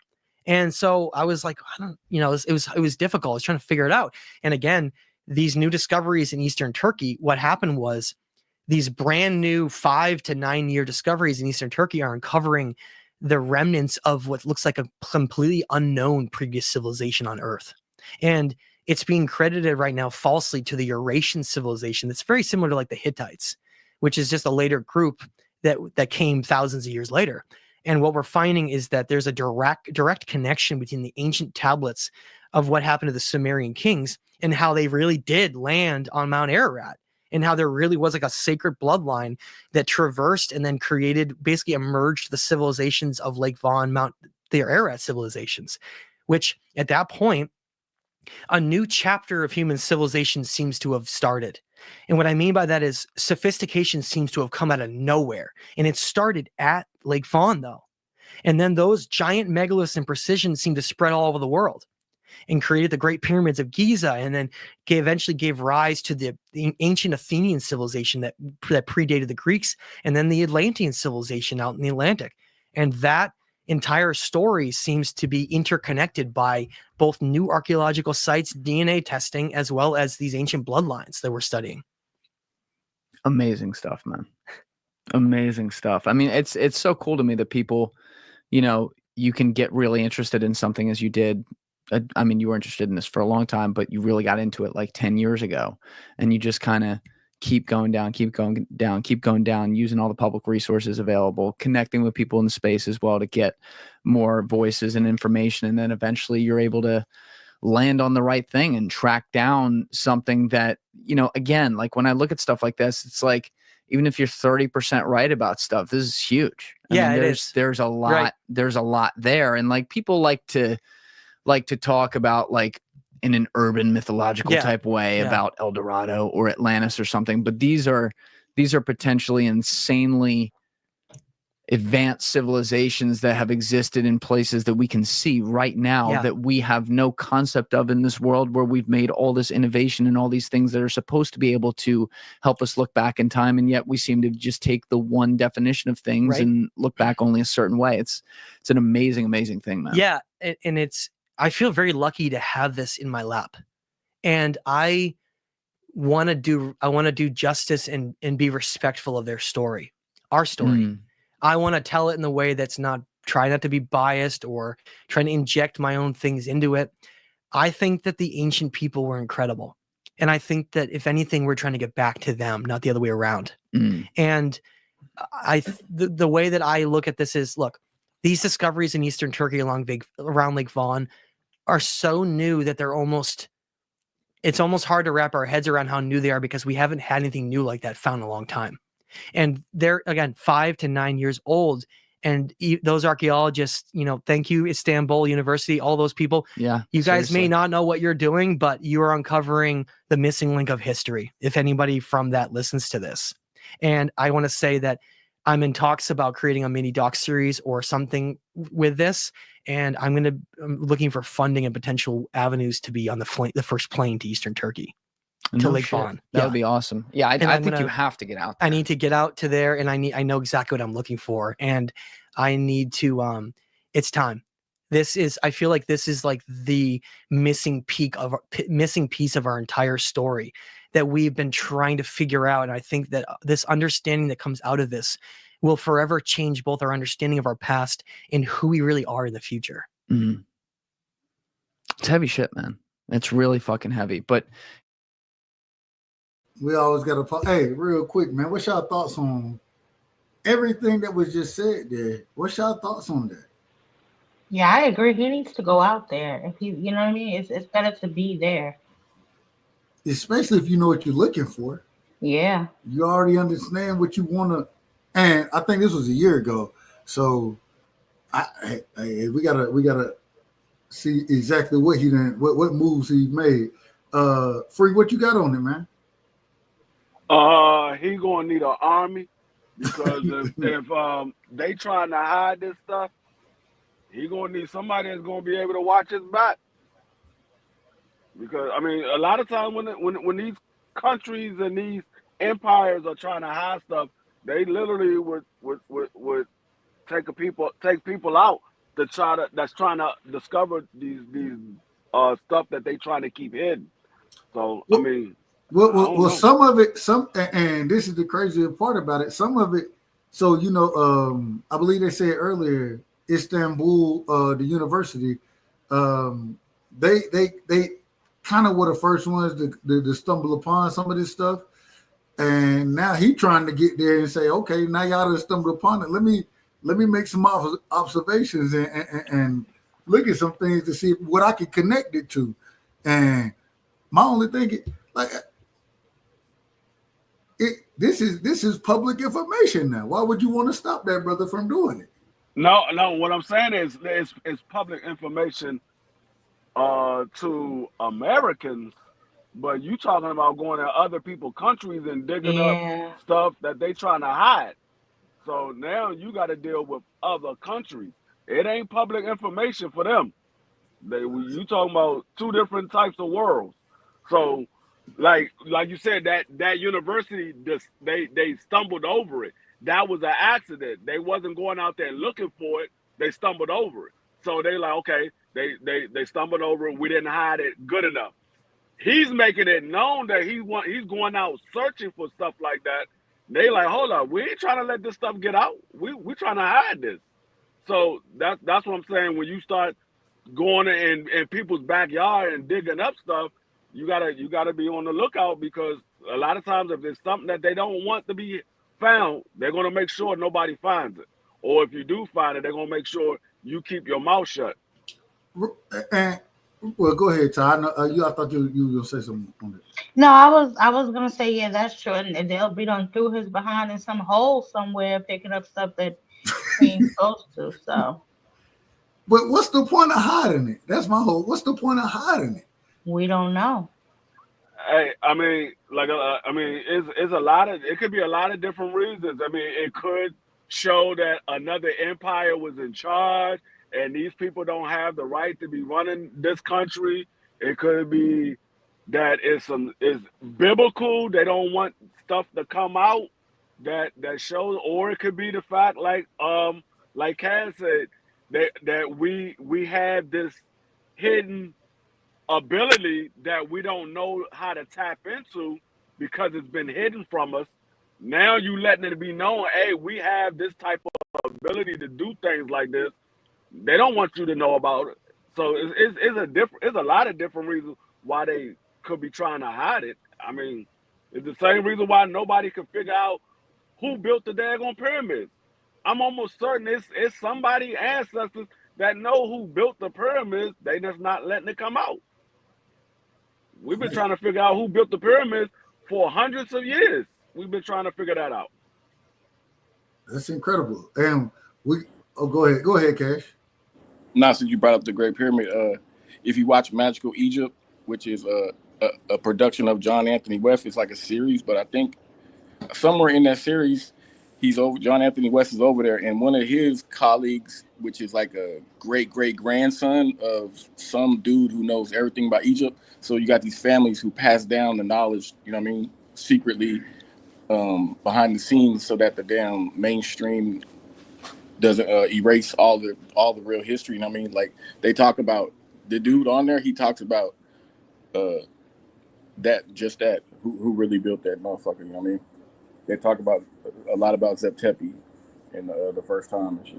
That just made me think about that. Hey, real quick, Rodzilla, if you know who built, I think we come into a concise opinion as far as this video goes, as far as who built the pyramids. But if you know, and you know who shot JFK, pull up, let us know, because. But we know one thing. Didn't say who shot JFK. Well, he said it, not me. He said he know who shot him. So hey, we know who didn't build the pyramids. The Egyptians. They weren't built in 2500 BC. You know what I mean? Because they can't reproduce it. They can't lay stones. They can't interlock stones. They can't do none of the shit that's done in the Great Pyramid and some of the chambers. So that's out of the question. So if you know, hey, I'm just saying, pull up and let us know, brother. Respectfully, I say that. And also, the Great Pyramid is like it's facing true north. You know what I mean? Not our north. It's facing magnetic north, true north. That lets you know. What is hold on? What is true north? True north is where the damn Where is that at? I'm talking about where is that at? Like, I ain't saying what I know what you mean when you say true north. When you get a compass, they always tell you the compass gonna point it toward north, right? Yeah. So is the North Pole ain't the true north? No. True north is it never moves. It's directly related to astronomy. Basically, whenever you see like even the Sphinx is it's an astronomical what do you want to call it, structure that they built that was facing a certain cluster of stars once upon a time, whatever it was. You know so true north. So when and when you say true north, because you always hear about the pyramids, and I think they end up talking about it, or they might have already talked about it. But you're saying that true north is not the North Pole. Is it a certain area, or is it what's the word I want to use? Is it based on the stars? It's based on the rotational axis of the Earth, bro. Amazing. It'd be hard for me to explain it. I just no. I ain't got. Well, you know, I'm finna look at it. Shit, you know. hey, I'm finna try to figure this out. I want to know what true north is now. So, and only reason I say it, if the North Pole ain't true north, but we utilizing a compass, and it's supposedly pointing us that way. I'm just trying to figure out how all that works. That's it. I'm just trying to figure. Yeah, hey, you got to ask these questions, right? Shout out to my brother Tony Reviews in the building. Salute, Tony. All right, let's keep this thing going. You know, I've waited on, you know, I wanted you to be able to go through this and land it all day because we're on the second podcast now, obviously, and you've been going through all the context of everything. But along the way, as I've hinted when it's happened a few times, you know, you've been going through the things that tie back to like pyramids. Okay, you want to talk about pyramids again, yeah. And stuff like that. So I haven't really stopped you from going off and going on to that all the way. But all right, here we go now. Here we go, Rod. You just brought this up. The pyramids are something that, you know, I feel like the internet is so informed on at this point, and it's a mystery to me that I didn't get interested. I mean, I didn't get interested in a lot of this stuff until maybe like a year or two ago, in a lot of ways. So I still feel like such a novice new student to it. But you know, we were looking at the Cuban ruins underwater earlier. They clearly have pyramid. I guess like elements there at the very least. They've been called by the geologists and others. It's impossible to be natural. Right. So we've looked at that. Some things maybe we haven't talked as much about today is the evidence of that in South America as well. We know about the most famous ones in Egypt. There are other structures around the world that people have tied back to pyramids or similar technology, if you will, in air quotes there. But when we're looking at Egypt, the base question, just starting there, that I'd love to know, and you started to go towards this earlier, but I don't think you got all the way there, is who do you think built it? And you had been talking about like the ways they built it a little bit and how impressive it was to get some rocks potentially from 1,000 miles away. Now I'm just gonna say, Rod Zilla, you told us you know who built the pyramids, so the brother finna break down who he think built the pyramids. So before he do it, if you I just put it in the chat, pull up. Let us know who you think built the pyramid, since we all know, and who killed JFK. I say that respectfully. I say that very respectfully. But I just want to hear your opinion on it before this brother break it down. I'm just telling you. Let me see if my brother do it. This nigga Picasso stupid. Picasso said Picasso said he already knew about all this. He could have told us this 87 years ago. So shout out to Picasso.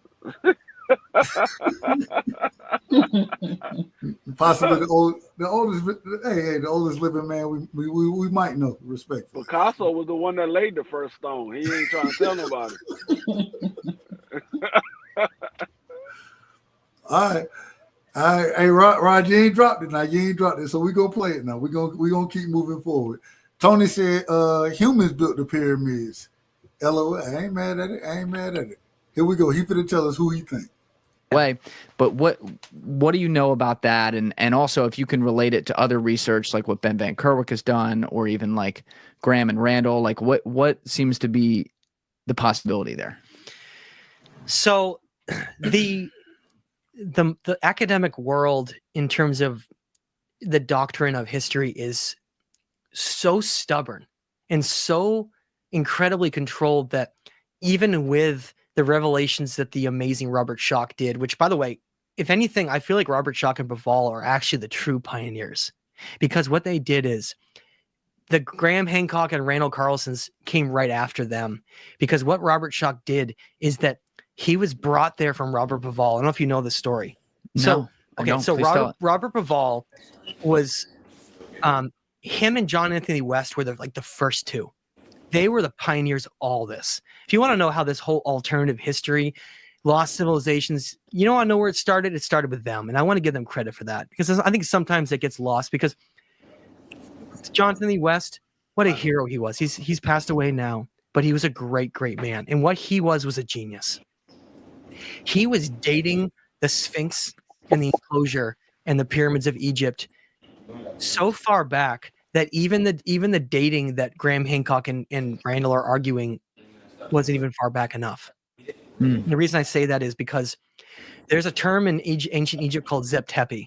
It's written in a lot of the ancient walls throughout the Giza Plateau, and it talks about this time, the first time. He talks about when Egypt started, and its name used to be Kem or Kemet with a K. It was a land of Kem. And it's really kind of weird that you pointed out that Shem sounds just like Kem. Yeah. Like just not Ham. Right? Very similar. It's almost the exact same. Yeah. Shem, Kem. And this has shown us, it's telling us that, look, this was one of the bloodline sons of Ziusudra. They were like superhuman, basically, and they created the Great Pyramids of Giza. Now, I want to get back again to what I was saying. So Robert Bauval and John Anthony West, they're in Giza. And this is what, like 1988, 1991 or some, I don't know. I might not get that date exactly right. But they're there before anybody is talking about this. And they're looking at the Sphinx enclosure and they're realizing that, look, this is not caused by wind erosion. This is caused by weather erosion, 100%, like clearly. And they're aligning the king and queen's chamber in the Great Pyramid to star constellations of Sirius and Orion's belt. And they're realizing, hey, these don't line up. These don't line up 4,000 or 5,000 years ago at all. And then they're like, well, you know, we don't have any pharaohs ever buried in them. We know they're not tombs. In fact, the entire story about Khufu may have been a complete fabrication. There's strong evidence, and I don't remember the gentleman's name off my head. There's strong evidence of the person who discovered that name written fabricated himself. That there's never a name ever of Khufu anywhere in the Great Pyramid at all. And to this day, we find it only in one place. So weird, right? Yes. Because Khufu had nothing to do with it. In fact, the pyramids were likely built 10,000 years or more before Khufu. So this is how the story went for a little history lesson on people. John Anthony West and Robert Bauval, they contact an awesome geologist who they're friends with named Robert Schoch. And Robert Schoch is a trained geologist. And at first, he was apprehensive of the whole concept they were trying to push for, which is like exactly what you want. You want to have a scientist who isn't biased on any kind of an answer and is there to just look at the evidence. And that's what he did. They flew him out to Giza. Robert Bauval walked up, and he's like literally one of the best geologists in the world. He walks up to the walls, and he looks at it, and he's like, that's not wind erosion. Boom. And he then sat down, and I think he had to try to wrap his head around changing the paradigm. Pause it real quick, bro. At that point, he had thought that was going to be what he expected. Go ahead. Okay, last night I went and watched one of the John Anthony West interviews that were from like 10 years ago, and what he said was when Robert Schoch, that geologist, first walked into that Sphinx enclosure and looked at the water erosion, what he said was, man, these are hundreds of thousands of years old. And then he's like, well, don't quote me on that. You know what I mean? I'm gonna just throw that out there. Hundreds of thousands of years old. That was that's what he first thought when he first seen them. But go ahead. And he's supposed to be one of the top. He's one of the top geologists in the world, and they pretty much burned his career to the ground because of this. Because of what's his name? Put it in the chat. Put it in the chat. It's Robert Schoch. Schoch. Okay. It's like SCHOCK. Robert Schoch. Okay. I got to go find him too. Man, and there'd be the problem with all of this, and I apologize, I had to step away, but the problem with all of it is when you hear certain things, you got to look up more information, and you just get deeper and deeper into it. But the mainstream, they kill these people's careers. You know, they'll kill your career. They'll fucking. But what? But my whole thing, I just don't understand why.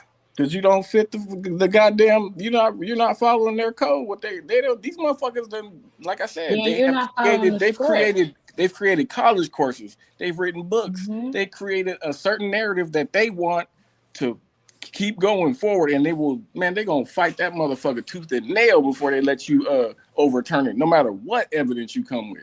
That's crazy. The good point that you made earlier, Dub, about Dr. Sebi. They did indeed take that man's life because he was teaching people how to heal themselves with just the plants that are already on the earth. That was threatening Big Pharma. It's crazy work out here, man. Just the diabolicalness. Dr. Who? Dr. Sebi. Dr. Sebi. He's probably like one of those They got these ancient people. You don't know Dr. Sebi? I'd have to look it up, but they got these people That's that the know. dude from down South America, something like that. I don't know, but no. He from Africa. Well, he from Africa, but he did study. He studied in South America. Cash, he cured AIDS. He cured what was that? Herpes. Cancer. You're talking about with vibration. No. With plants and herbs. With plants and herbs. Okay. He put together more or less. I have a few of his books too. Yeah, he wasn't playing. I believe they killed him. They probably just like there's a dude who figured out how to kill cancer and all these diseases with vibration, with a certain frequency that you can kill it with, and they killed him too. So man, that's crazy, man. How diabolical these people are. And then they arrested him from some bogus charge. Didn't they get him on like jaywalking or something and like put him in jail in a whole nother country? It was crazy. They locked him up for like 3 or 4 years though. Yeah, it was crazy. They were feeding him or something, let him die in jail. I forget how it went, but I know, what is it? His daughter or his son is like trying to carry his son. I know his son. His son still got. If you follow him, I can't think of his name, but he still be cooking on a lot of those principles that Sebi was speaking on at that time. It's crazy, but yeah, no, they took Sebi out of here. That's crazy work. Hey, Cash, SEBI. Dr. Sebi? Yeah. All right. Yeah. All right, here we go. It is, as far as I know of Robert Schoch's story, and I love that man very much. But then he proposed it, and you think Graham Hancock got lambasted? Oh, yeah. Robert Schoch was a full-on academic who's got multiple degrees, and he was a very well-trained geologist, and he got completely destroyed. He proposed that the Sphinx enclosure was water and not wind, and because there hasn't been enough water on the Giza Plateau until at least 12,000 years ago, all of a sudden we got a problem. Okay? And so that's how the whole thing started. Meanwhile, Graham Hancock goes to Ethiopia, and he's as part of a journalism exploit, and he finds out that, shoot, they're supposedly had the Ark of the Covenant here. And so it's interesting how these men got started and how all this whole thing started, but that's how it all started. If for a little history lesson, if everybody forgot. And then those very brave men, all of them, Robert Schoch, Robert Vival, John Anthony West, Graham Hancock, Randall Carlson, and there's definitely a couple I'm missing. They spearheaded this entire thing to try to get to the truth of alternative lost civilizations in history. And John Anthony West believed that looking at the alignments of Leo with the Great Sphinx, that he believed that Zeb Tepi was referring to 38,000 years ago. Okay, so we're going to call it 40. So we can just call it 40. Just to stop you for a minute. I hate that it's like even labeled like alternative history or anything. It should be, I'm not going to think of a good name off the top of my head, but like we are exploring things that we are constantly mounting evidence for. We don't have the hardest evidence to say absolutely this, absolutely that, including anything you've said today. So that just points out half the problem right there, but please continue. So then we started to have to relook at, well, what did the pyramids really get built for? Like we already knew that they weren't built as tombs. There was no tombs. There were false boxes, false sarcophagi, but we find those in the Serapeum as well. Do you know what the Serapeum is? No. Serapeum is this unbelievable subterranean chamber that goes down under Giza into the aquifer water systems. And there are these granite boxes that are like 50, 60 tons underground, and they're bigger than the entrance to get in.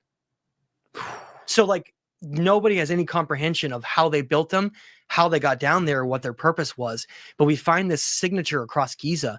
Remember this whole idea of like reincarnation and tracing death, of these empty stone sarcophagus that are like massive and beautiful, but there's no one in them, and no one can go in them. So what that means, we still don't know. But they're not for Apis bulls, I can tell you that. They're not for what? The Egyptian authorities with Zahi Hawass say that they were created to bury the bones of Apis bulls as a ceremonial thing. And there's no evidence of that. And the more they try to like create these theories for why things are built, the more that anyone's well educated that's least open minded is getting frustrated because it's stupid. Yeah.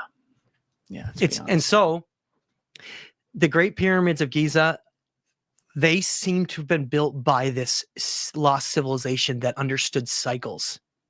Now, if you look at it, it's built exactly on what's called the 30th parallel. Okay. Now, what's bizarre, as I was mentioning, that civilizations didn't seem to care just at the availability of water and other things.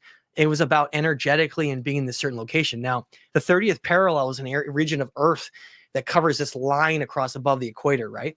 When we look at some of the most ancient sites on Earth, you ready for this? Yes. The Great Pyramids of Giza, Eridu, and the Sumerian cities, as well as places like Angkor Wat in Southeast Asia, and some others, they're exactly found on the 30th parallel. Exactly. It means that around the world, they're exactly on the same line. Like everything was done on purpose.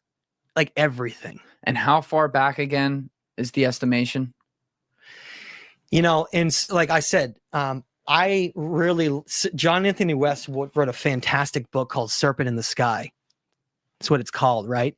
And I have this whole theory where the law of correspondence above and below, I believe that the pre-Diluvians, the cities of Sumer, like Eridu and Shuruppak, and the Euphrates River were actually designed to mimic the constellation of Eridanus. There's a constellation called Eridanus that is supposed to be the serpent in the sky, and it leads from Orion's belt. So if we look at these ancient Sumerian cities and the Euphrates River and how Göbekli Tepe is at the headwaters, just so you know, Göbekli Tepe is at the headwaters of the Euphrates River, the very beginning of it. Okay. And these other cities are at the end. And then the Great Pyramids of Giza are built to be basically the three belt stars of Orion. And what it shows you is that it's like they're trying to make the constellations in the sky. Do you think there was... Does that make sense? Yeah, I mean, this is a wide open question that I guess the answer is yeah, possibly. But when I start seeing perfection like that on a mass scale, not just in person, but when you talk about distance across society, and I consider maybe the lack of certain innovations that even advanced civilizations had, which we've talked about already today, I'm like, this has to be something otherworldly doing this. That's what I mean. I spent about... Do y'all agree with that? Does this have to be something otherworldly? I was just about to say something about that. This is a question for you guys. Forget how these places were built. Now that you know that they're all built along the exact line of the 30th parallel of our Earth, how the fuck did these people in 2500 BC build that shit, since they weren't able to be up in the fucking air, in the sky, however high you gotta be to figure out how to line all that shit up? How did them motherfuckers line all these places up, man? I'll let anybody answer that want to. Yeah, no, I'm sitting here really pondering that myself. Like, how did they get all this done? Oh, like Rodzilla said, God. Hey, real quick, we got my brother Tony in the building. Hey, Tony, hey, all we ask is just be in order. Go ahead, my brother. You heard my Cash question. Respectfully, give me opening statements. Well, I only get out of order when I hear cap, but I ain't heard no cap. What was the question? According to like this brother was just bringing up how all these different civilizations were built on the same parallel. How could people in 2500 BC do that? Well, that's assuming that you actually believe these structures were made when they said they were made, which I don't. I mean, here's the thing. You have people who believe in the Bible, who believe the earth is only 6,000 years old. I say bullshit to that. I don't think the Bible is a young earth Bible. They take God created the heavens and earth on the first day, so on, all 7 days, and take it as literal days. But here's the problem. Here's the issue that people never want to address when it comes to like apologetics, Christians, etc. They go by the Bible. All right. When you read the Bible, when Cain killed Abel, he was scared to be put out into the land of Nod. Now you have to ask yourself, what is the land of Nod, and who are all these other people that he's scared of if Adam and Eve only had 2 kids, Cain and Abel? There was already people. Civilization was there. On top of that, when you read about Adam in the garden, you have to understand God created Eve because Adam was lonely. You don't get lonely in a day. How long was he in the garden before death occurred? How long was him and Eve in the garden before they sinned? Then on top of that, you have multiple resets in the Bible, right? You have the Tower of Babel. There's no time, there's really no time frame for any of this, right? So the Tower of Babel is whenever God in the Bible said that the people could have actually made it to heaven had he not intervened. All the different languages happened.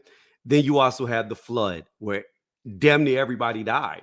So that's at least in the Bible by itself two calamic things that reset the entire earth. I don't think people give ancient people credit for as smart as they were. I think we have amnesia. I think we had a lot more technology than what today's science gives you credit for. And the thing about it is people don't even realize if all of us went extinct today at this moment, did you know within like 4,000 years, there would be no signs that humans were ever on this earth? Like all our buildings would be crumbled. All the houses would be gone. It wouldn't even take 4,000 years. But that's my point. Like all civilization would be erased. So the thing about it is, and even at that, like imagine today, if everybody in the world died, but say a couple of hundred here, a couple of hundred there, a couple of hundred here, nobody could recreate what we have now. None of us know how to build computers. The odds of people who know how to make a microchip surviving, telephones, cell phones, any type of technology, most of them people are going to be dead. And you're only going to have users. So you're not even going to be able to recreate just one big calamity and you lose everything. And then you got to understand, like a lot of stories turn to legends, like, oh, they had flying machines. And then it's going to be, nobody's going to believe it in 3, 4, 5 generations later when these things don't exist. They're just going to believe their stories. So I think the world's a lot older than what it is. I don't believe aliens are coming to Earth. I don't believe that at all. If they were, we would know it. I just think that we don't get enough credit, and I think there's a lost history that we don't know. You didn't answer the question, but that's the point of what we're looking at right now. Give me the question one more time. Hold on, real quick. Real quick, that's the point of looking at this. We trying to figure out that history that we don't know. We try, and this is why we asking the questions and listening to the brother. I'm just saying, and shout out to my brother Piro in the building. We got to get him in the building real quick, and then we got to finish this video. I ain't gonna lie to you. We got to finish the video tonight. We only got about 30 minutes left. So yeah, but can you tell me the question one more time? Go ahead, Cash. Ask your question one more time. To him. The question: 2,500 BC, these people were building shit with. I don't remember what the fuck they're building with. Some primitive. Yeah, I already answered that. I said, no, you didn't. Yeah, forget how they built it.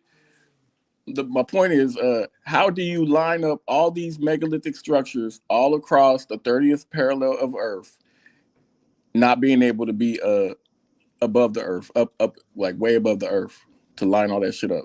So again, I did answer. I said I don't believe they're only 2,500 years old. I believe they're much older than what they're saying. Like I don't believe these structures are only a couple of thousand years old. Like the pyramids of Giza are supposed to be around 4,000 years old. They were supposed to be allegedly made in 2000 BC. I don't believe that. I believe they're way older than that. And that was my answer to the question. I don't believe they're young. I believe they're super old. Okay, no, we're not asking you how old do you believe them. We ask you how would they be able to be made all lined up on the same line that far back in history when you don't have the capabilities of being able to line everything up exactly. How would you be able to do that? All of these structures are lined up exactly the same across the earth on this parallel. How would they all be able to line up exactly the same? We don't care how old they are, but we know that they're thousands of years old. But how would you be able to line them all up evenly across the earth thousands of years ago? Because thousands of years ago, more than likely, we were smarter back then than we are today. We lost.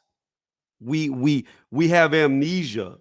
Something happened to where we lost everything. And that's why I went into the example of if only a handful of people survive some type of calamity today, everything would be gone. With the minute stuff starts breaking down, there would be nobody left to fix it.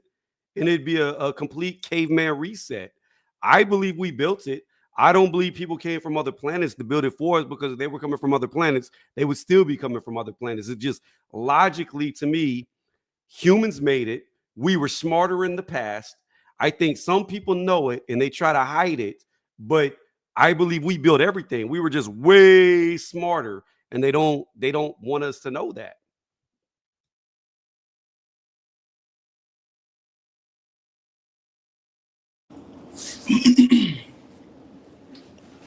Oh, my bad. Hey, real quick, Piro, you in the building? Yup. What you got I'm on here. it, Piro? Yeah, hear me? Yeah, we can hear you. What you got on it? Go ahead, finish the video, bro. I'll cook on it a little bit. No, I mean, because well, the question is like, how could they build it, right? And I mean, how could they have the alignment that they have? It's not how could they build. Well, it is also how could they build it, but how could they build it and have the alignment as far as how they were building it? Like the measurements and stuff like that. Yeah. As far as it being all like the brother said, all on the 30th parallel, you know what I'm saying, going around the earth, all these megalithic sites that they found. Go ahead. No, go ahead. And even when you look at the different pyramids, how they align with the different structures as far as the star systems go. Yeah. I think most people think that like a lot of like this advanced like geometry and math that we have today is like something new. Like the ancient peoples knew that back then, you know, and they just applied it with the materials that they had to build whatever reason they had building some of these pyramids. Is what I think about that. Here we go. Anybody got anything else on it? Nah. My whole point was this: you got to get really high in the air to be able to line all that shit up. So clearly, it was. It wasn't us. It was whoever made us. Is what I think. Not necessarily though, Cash. You got to go in the air to be able to line everything up on this 30th parallel, bro. You definitely got to get. No, because have you ever I'm sorry. Go ahead. Hold on. Let Piro finish, and then let Piro finish, and then we'll go to Tony real quick. Well, I cut off Cash, so my bad. No, go. You got it. Bro. No, I was just saying. It's like it's like navigating like on a boat using just the North Star and stuff like that. Like you don't have to be like above to know where you're going. You just got to know where you're looking at and what calculations to use, if I make any sense. All right. I mean, my only question to you, Cash, will be, what makes you think that they couldn't fly back then? You've got stories from India of Vimanus that literally they have schematics for. Yeah. I'm knowing, bro. You have Atlantis, where allegedly in the legends of Atlantis they had flying machines. So my only question is, this is the whole thing when it comes to aliens, right? My only question to you would be, what makes you think that we didn't already have that technology that we made ourselves and we just lost it? I mean, I just said it wasn't us because if you really dig into it, these people had much bigger skulls than us, like elongated skulls. So it's like it might be us in a sense that we're part of them. So yeah, you could say it's us since we're them, but we're not them like exactly. But I want to kind of chime in to Tony's question. What makes me think it, me personally, is when I look at these civilizations and listen to what they talk about, they're not saying, oh no, they're not saying we created this. They're saying that there are other individuals who came and we was dealing that we had dealings with. This is what these older the majority are saying this. You know what I'm saying? And so it's not so much, and I agree with what you're saying as far as, well, why wouldn't I believe we would have these capabilities? But the reason I'm listening and having the discussion the way I'm having it, because if you read these people's texts, these people's documents, you know what I'm saying, the information that these people gave, they were the ones saying that we had these other individual, these beings. They the ones who had the king's list. You know what I'm saying? Even like you brought up Atlantis, excuse me. They were the ones that, if you go and listen to individuals speak on it, that's where you hear a lot about Thoth at, right? As far as Atlantis go. And then when you start to connect the stories that are around the world, it's like, okay, there was hell, we can't move like that. Well, we could kind of move like that now, but we can't do exactly what was being talked about in these stories. And if these some of the most ancient civilizations, and these are their documents, who am I? So can I pose a question to you? Please. So if you read the Bible, right, you had human beings who could live for 700, 800, 900 years without dying, okay? Methuselah was 700 and... Oh, go ahead. No. So basically, every 10 years to us was 100 years to them. That's how much slower they aged than us. We aged 10 times faster than what they aged, okay? Why? Now imagine Hold on, why though? But why? I don't know. The telomere caps. See, hold on. I think he talked about it already. I think he already done touched on this, but in this interview. But go ahead, Tony. Well, it could be a multitude of reasons. It could be, like I said, it could have been you had really smart people from the past. Something happened and they survived, and they had remnants of whatever medical advancements they had that extended their lives for way longer. That could be an explanation. Another explanation could be they were more genetically pure than some of the remnants that lived. And what we know with animals is the shorter the lifespan, the more the offspring. So the humans who say survive like the flood, that's really in the Bible when aging starts to come at a rapid pace. Noah, he could have had some type of genetic disease, and everybody who's remnants from him suffer from it because that's our father. That was the living survivor. But if you had some of these beings like, say, Zeus or Poseidon, these alleged Greek gods, could there have been humans that survived that could live for a couple of thousand years and they still had the memory, the technology, and eventually they just died off? That's why they're not around no more. Could they have just been ancient humans? So there's a lot of hypotheticals that could be. Like, imagine, I guess my question would you be, imagine, Dub, if you could live, say, for 3,000 years, Dub, how many people would think that you were a god? Like, how many lifetimes would pass away before you die? So many. Sounds like a punishment to me. What if you could live 36,000 years? Well, it would be the same concept. Like, and you got to think, anybody who could live for thousands of years or 700, 800, 900 years, they're not going to suffer from the same ailments as somebody who dies at a rapid pace. They're going to be. So basically what you're saying is that those individuals, and now mind you, I will say this, even in I know you're saying Noah, but and we gotta get back to the video. We gotta finish it, but I know you're saying Noah. We had, I don't know if you caught it earlier, but he had called a brother Zaya Sutra, right? Brought up the different pretty much the same story as Noah that you're speaking on. The thing is that so what you're saying is maybe Noah, he was able to live that long, had a genetic disease, passed it on to his children, and then the age gap just got lower and lower and lower and lower and lower. Right? I'm just trying to make sure I got what you're saying. Yeah, what I'm saying is Noah could have been an offshoot of some of the survivors, because we know from the Bible, whenever Noah gets off the ark, they say there's Nephilim still in the land. We don't even know what a Nephilim really is. Allegedly, it's a human angel hybrid, but we don't really know what that means. Hold on. Now, and this is why I got to stop you.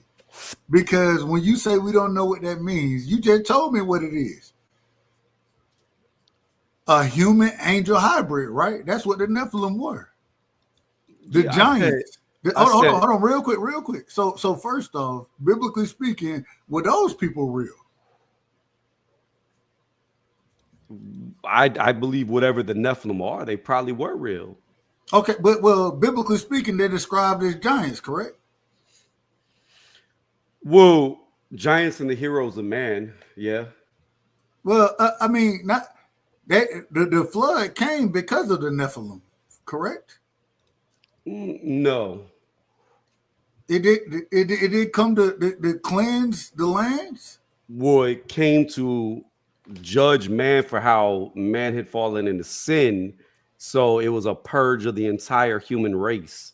But man, the reason okay, real quick. And see, I don't want to go too far down this because I don't want to get too far into the back and forth, biblically speaking. Well, no, I understand. We'll have a different. We can do this a different time though, and I don't mind doing it. And we'll. I heard they're turtle human hybrids, to be honest. And now you out of order. Hey, Dub, I just want to say this. If we go biblically, right, and let's say God is real, okay? Let's just go on that assumption. If God wanted to kill all the Nephilim, he would be able to do it, correct? I mean, are we talking in my opinion or biblically speaking? Well, if God is real, I'm asking, are we talking in my opinion or biblically speaking? Either or. I think it still ends up the same. It ain't the same because New Testament or old though. Hold on. This is old. New or old. If he wanted to if he really wanted to, if God, if he has that type of power and this is what he wants to do, damn, sending individuals to go fight for you or anything like that at the snap of a finger, you should be able to do whatever you're trying to tell other individuals to do for you, respectfully. Wouldn't you agree with that? I would. Potentially, like I would say that is a potential outcome that you would think that an all-powerful being could be able to just poof. Why would I send a lesser being to fight for me to die? Right? Have individuals die in a battle, fighting for me, killing in my name. If I can't just do it, if I'm the most high, I'm the most powerful. I created all this. I can, and like you said it, Tony. I should be able to do it at a snap of a finger. I don't need you to do anything for me. If I want to handle things, I'm gonna handle it. Why am I sending anybody else to do my dirty work? It's outrageous. It's outrageous. Because she can. Whoa. Because what? Hold on. Why? I would say because you would assume because he or she or the Most High can. And guess what that is? This is outrageous. This is outrageous. If I'm the most, and this is my problem with all of it. This is why we got to listen to these. I apologize, but problem with all of it. That's what smart people call a paradox. If I'm the most powerful individual, but I'm gonna send individuals in that's lower than me, you understand, to die. Although I'm all loving now. I'm all loving, but I'm gonna send you in to die. I'm gonna tell you to go kill folks for me. No, if I really wanted you gone, all I need to do is snap because I'm the most. And this is it's not what we're seeing, and this is why we have to ask these questions. And my only rebuttal would be, I agree and disagree at the same time, because like all we can do is go on assumptions, and this is like basically we're just having a philosophy conversation because we don't have the answers. But what I would say to counter that is it could be being that God is separate from the physical, right? Spiritual being, whatever that means, whatever that is. And I don't know if you're talking about sending in angels or men fighting in his name. I don't know which, but it could be that either or. But hear me out, Doug. It could be in a sense that once you create the laws of physics, everything has to follow. So in other words, if you just snap, you may have to destroy the whole entire structure. It might not just be as simple as snap and then all mankind just disappears. There might be rules that were self-made by him that still have to be followed, unless it's kind of like a video game. If you program a video game, the coding has to be followed, even if you're the creator of the video game. I can always change the coding. You change one thing, you change everything. Yeah, but if you change the coding, you can corrupt the whole thing, and then it's all gone. So yeah, I'm about to say if you change the code, if you change the code and you change the game. But the problem is and that's the whole thing. I created a game. Y'all don't even understand what y'all saying. I'm not saying anything. I'm just going along with what y'all. No, I'm not saying it's a game. I'm just giving an example, like, because we cannot create. But what we can create is fake worlds in a video game. What I'm saying is if you were a coder of a video game, it's not just as simple as just going in and. If I was a coder of a video game, you know what? And first off, I want to make the game fun. That's as far as a video game goes. But I want to make it. If I'm the most, of the most, and I'm creating beings and this, so basically, you're saying that. Well, I created these rules. Now that I created them, well, I gotta tell these folks to go do this right here and die and do all this and suffer, and no, it just don't make sense. It doesn't make sense to me. I'm just saying sense to me. Hey, I'm gonna speak outside the box just to go along with y'all conversation. Hey, I mean, we might be entertainment for God. I mean, who knows? You might want to see stuff. You want to be entertained too. I mean, it is what it is. That's crazy work. Yeah, that's what I was going to add too, Dub, is that it's all a matter of perspective. You know, some would say all loving, some would say all cruel. That's a good point. It's all about what you believe is the real story. Because if you, like you said earlier, Dub, they took all those books out of the Bible. Because what are those books? What's in those books? A lot of beings that came from the sky, the heavens, whatever you want to call it, and those are the gods that they were talking about. Elijah speak on going on the spaceship. That's why they took those books out of the Bible, because they're talking about the Anunnaki. They're talking about the Sumerian tablets. In my opinion, that's what it's all this evidence is starting to lead to. Hey, real quick, who didn't die in the Bible? There are only a couple individuals who was never two. Hold on, never dead in the who were those two, Tony? I know you know the answer. Respect. Enoch. The only people that I know that actually died in the Bible. No, that didn't die. Oh, that didn't die. Enoch is one. Enoch, and who else? And Elijah.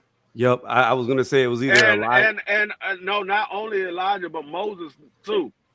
No, Moses never died. Moses went on a mountain and they never seen him again. No. There's a story in the Bible where Gabriel and the devil, Satan, argue over his body. What story in the Bible? Because I've read the entire Bible. I can't. Moses died. Moses died. I read the entire telling Bible. You, I could Google it for you. You can. It's literally a verse in the Bible. It says something about. Oh no, it was Michael, not Gabriel. I'm sorry, it was Michael. Michael was like, it says Michael dare not curse his name, and him and Satan or Lucifer, whatever you want to call him, were arguing over who was going to take possession of the body of Moses. And respectfully, for you, I'm just gonna be honest with you. You out of order in this situation. You're wrong. But who's wrong? The end of Enoch and Elijah. The two Enoch. They were both supposed. Well, Enoch. That's a whole nother story. Elijah was translated supposedly, But even with both of those stories, if you listen to Elijah's testimony, as far as biblically speaking, what does he talk about? He talk about a heavenly craft. You know what I'm saying? Given dimensions and everything of it. Same thing. Now the Book of Enoch, that's a little different story. I always find it funny that the Book of Enoch ain't in the Bible, but if you listen to Enoch, another individual who was what? Translated. What is this translation? And then in the Book of Enoch, what does Enoch speak on? How he was brought up by the angels and was dealing in and was shown giving descriptions of the different angelic bodies that he's seen. You know what I'm saying? All I'm saying is that, and once again, we got to get back to the damn. And I'm out of order. But I just love this conversation. I love this conversation. Quick question, so anybody can answer. Elijah and Enoch, they were humans, right? Yes, they were both humans. Yeah. Well, Enoch, if you don't, Enoch was, I believe, Noah. I believe he was the grandfather of Noah, and Elijah. Well, Elijah, that's a whole nother story. I say that respectfully. To Elijah. But I got you. And I only asked because, from my perspective, like, to me, that was punishments. The only two humans that like live forever. To me, that's a punishment from my perspective. But they didn't live forever. They were just translated, and this is when you said they didn't die. So to me, that. But when we're talking about translated, I believe that of course they died. No, they didn't. Well, hey, Doug. Hold on, real quick. I'm gonna give my perspective, and then I'll let you give yours. When they say translated, I think it goes back. If you listen to Enoch, Elijah, it go back to that alien spacecraft, the spacecraft that they described. Shout out to the ladies at iTalk. A great show over there tonight, man. Shout out to my sisters over there. Appreciate you. If you just listening to those two individuals, those are two of the individuals that spoke on alien aircrafts and being taken out of. You understand what I'm saying? And so when I'm saying they're not dying, I'm speaking biblically, but of course they died. All I'm saying is that there was no record of them dying on earth, because if you listen to their story, they went up into the heavens and they were translated by God, by God. And if you look at the Hebrew text, it tells you they was pulled up by the Elohim, right? It doesn't say El. It doesn't say damn. I'm out of order right now. But the Elohim, if you look it up, the Elohim is plural.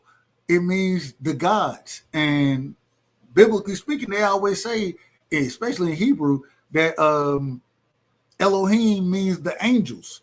You know what I'm saying? And this is who translated them. This is who they were picked up by, the Elohim. And so all I'm saying is it was some other shit going on. That's it. That's all I'm saying.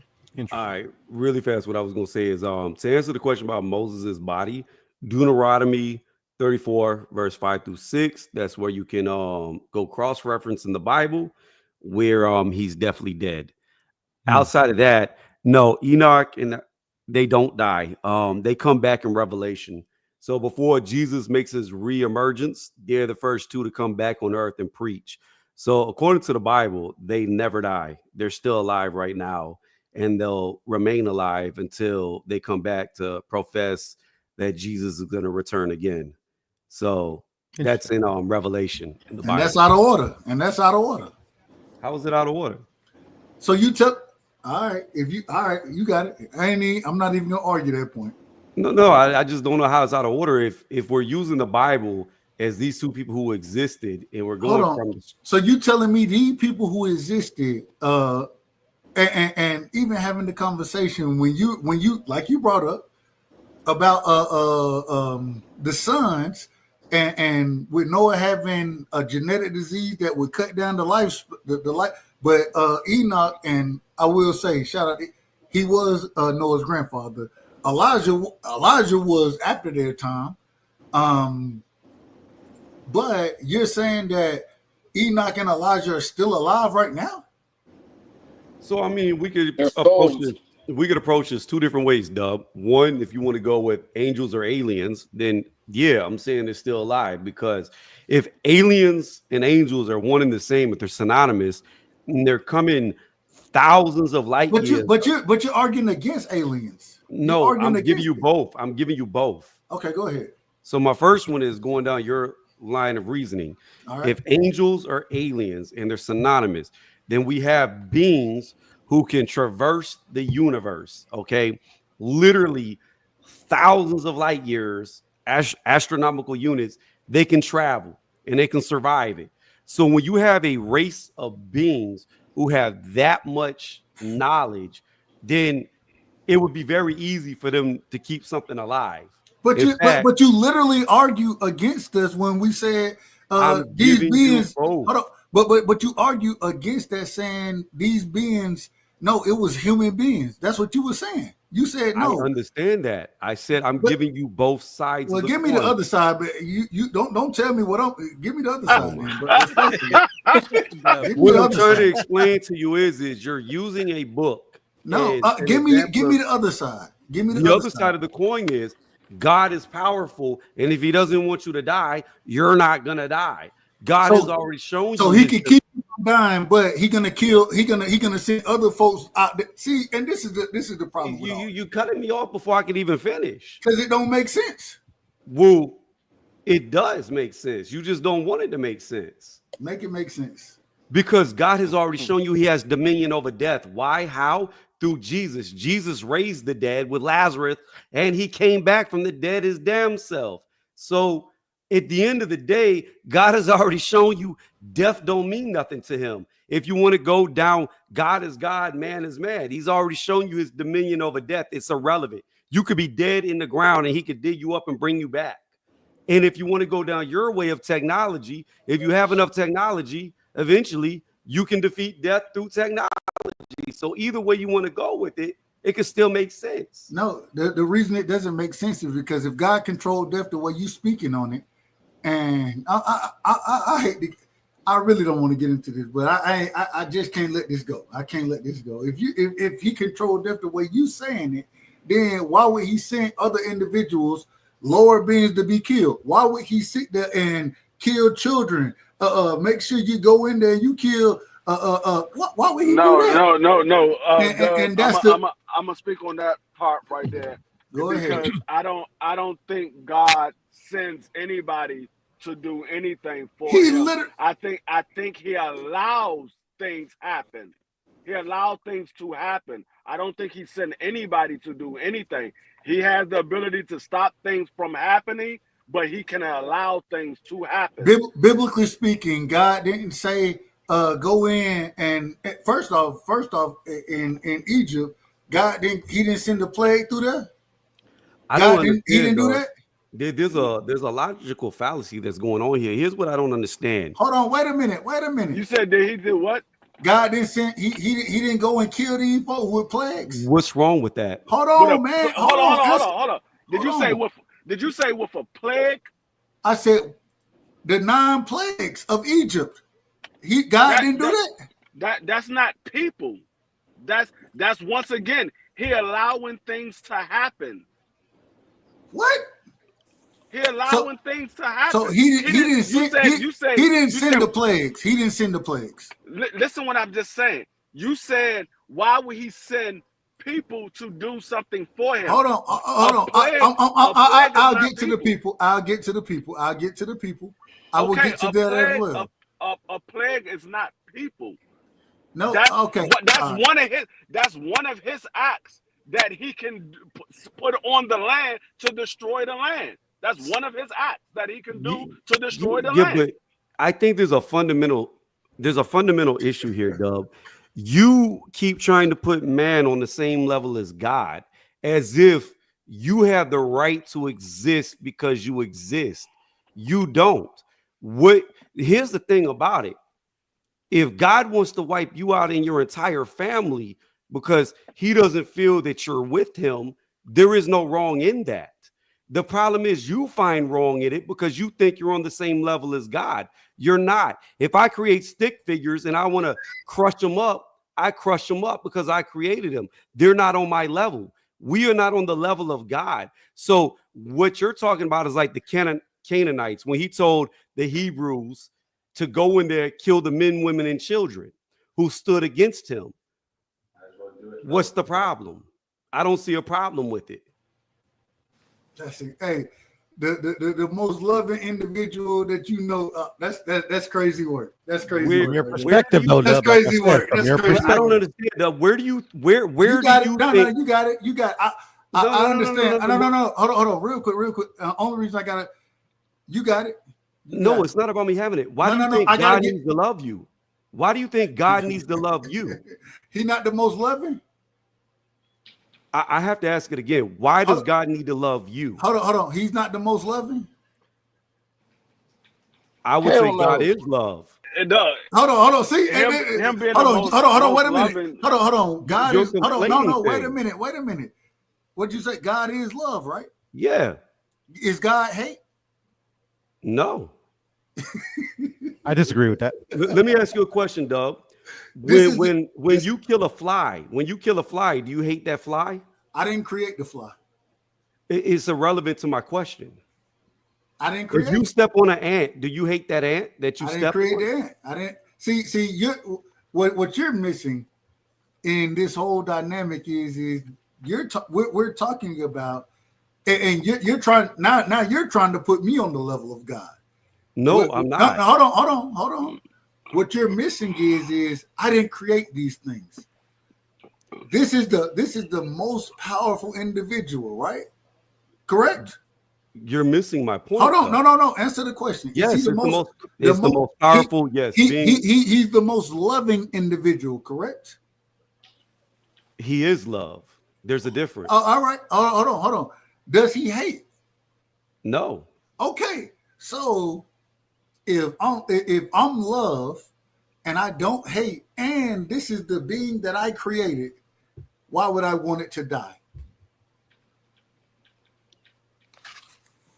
It's not about a want. That's what you have this. You're putting this intent like he's a human. Like you're putting this mortality on something that's not mortal. You keep I was saying, just about to say that. No. Can I please finish? I'm just trying to break this down. God is love. Just because God is love doesn't mean he has to love you.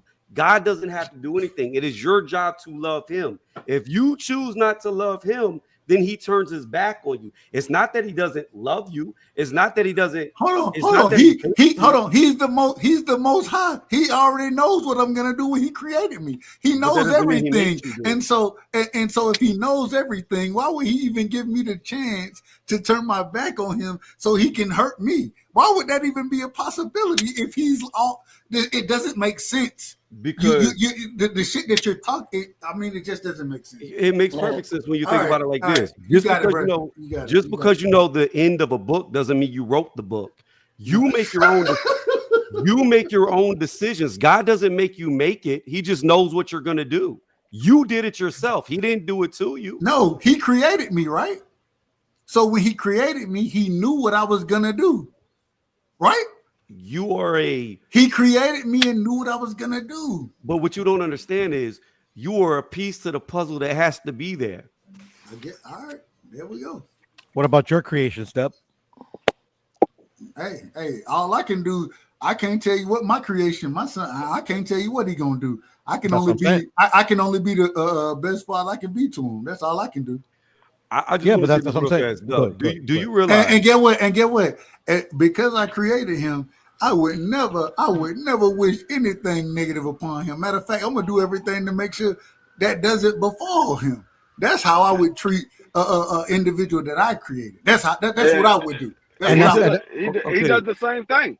But he also creates people that destroy. But anyways, do you realize, Doug, on the day of judgment, when everybody is judged, God is going to look you in your eyes, and if you did not believe in him, if you did not follow, God ain't looking you in your eyes. If you ever look at God, you die. So he's not ever going to. You're already dead.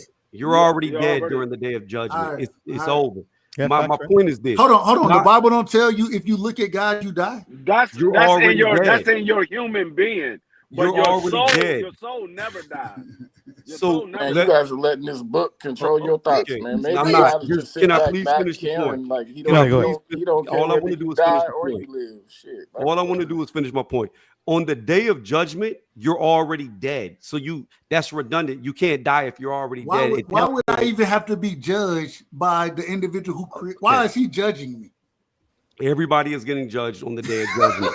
Can I please finish my point? I'm trying to go full circle. It's hard whenever everybody interjects. Hurry up, man. We're trying to get back to The fact of the matter is, on the day of judgment, when God looks you in your eyes, if you are not righteous, if you do not profess his name, he is going to cast you into the lake of fire with no hatred. You chose it. But do believe you are going to be picked up, plucked out, and thrown into that lake of fire. And he's still love. That's silly. He loves me while throwing me in a lake of fire. Amazing. That's incredible. But that's incredible. All right. We're gonna let's move forward. This is crazy work tonight. I ain't gonna lie. No, it's a good conversation. So I like the different perspectives, to be honest. But how you gonna love me? Would you throw your son in a lake of fire? I love my son. You're missing the point. No, I answer the question. Would you throw him in the lake of fire? Would I? No. Exactly. I would. Exactly. I would. But there's a difference, Doug. You keep saying God has to love you. Why does he have to love you? Because he is love. That doesn't mean he has to love you. Amazing. You think you're on the level of God. That's the problem. Hey, if my son was against me, I still wouldn't throw him in the lake of fire. I still wouldn't do that. I would still be rooting for him. Because he's my son. What do you like? This doesn't even make sense with these arguments that y'all done got into. Well, what if he's about to kill you, Doug? Hold on. We moving forward with the show. We moving forward. We got to finish this video. I said we're gonna finish this video tonight. Sure. So we're gonna move forward. But I'm just gonna tell y'all, man. And I say this respectfully. Damn. It's a bunch of bull. That's all that is that I done heard so far. Here we go right here. Yeah, I spent about 30 minutes talking about the Anuna. Anuna. Because how could that not be? Yeah. I think it's what is that? Okay, there's a famous quote that, Sherlock Holmes, who wasn't really a detective, but he wrote the books, right?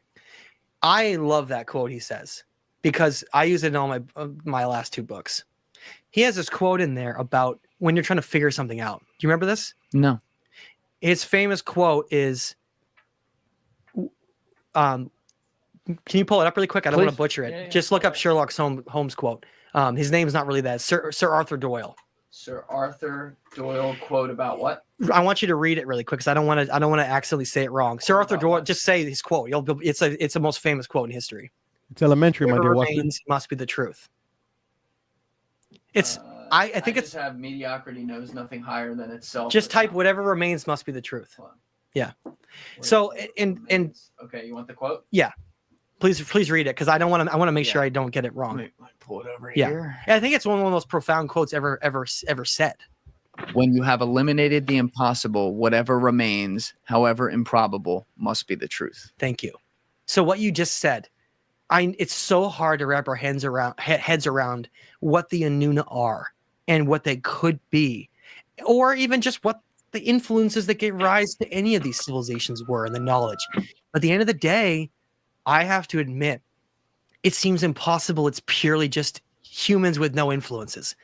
And I think that that's the bottom line, is that everything that I've uncovered and many others, I think even like some others I won't mention the names would admit too, is that it just seems completely impossible, like that quote said, that all that remains that makes sense is that all that knowledge and all those things that were brought and all that, it wasn't from here. That's it. It just wasn't from here. And I think that's the best way to say it. Possible. So you wanted to hear about the Great Pyramid of Giza. Yes. We talked about its location. It's really weird, and I think someone like Graham Hancock's a lot better at discussing it than I am, but if you look at the Great Pyramid of Giza, it's like a half ratio of the entire Earth. Perfect. And if you look at the location it is on the Earth, the location it is the same number of the speed of light and everything. Its stuff is mind-blowing. Can you explain that, please? Yeah. So look up the location of, say, Pyramid of Giza and speed of light. First of all. Okay. We got it behind us. And just like there'll be an image or something. It's just easier, Image. Yeah. Which one? This one? Yeah. Okay. Speed of light 299, 792, 458 meters per second. Coordinates of the Great Pyramid of Giza, son of a bitch. 29, 97, 92, 458. I love your reactions. So we're Is that real? Yes. That's not a meme? No. We're talking about something that is, I told you, these people were smarter than we are. We think we're so advanced with iPhones and stuff, but I think we're pretty dumb, actually, to be honest. So not only that, but now type in Great Pyramid ratio of Earth. Great Pyramid of Giza? Yeah. Homie never heard of a coincidence before. And then go to images again. I digress. Okay. Ratio of Earth. This is a coincidence? Hell no. Define coincidence, Dub. Well, you said it. You defined it. You the one who said no. You the one who said. You the one who said, "Homie, don't believe in coincidences." Define it then. No, but what did you say though? Is this a coincidence? Yeah. So that's the question you asked me, and I asked you a follow-up question. What define coincidence? Some shit that ain't supposed to happen. That happened by happenstance, and this is just off the dome. Happened by happenstance that really ain't supposed to align the way it is. No, a coincidence is like the speed of light and the coordinates of Giza. No, you can't utilize that as the definition of a coincidence.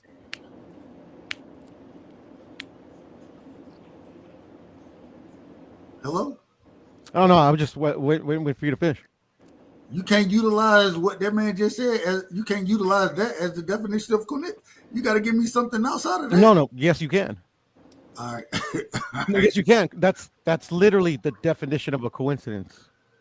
All right. It's the point I'm trying to make. I'm not saying that like it's not. You like. Damn. It's a bunch of bull.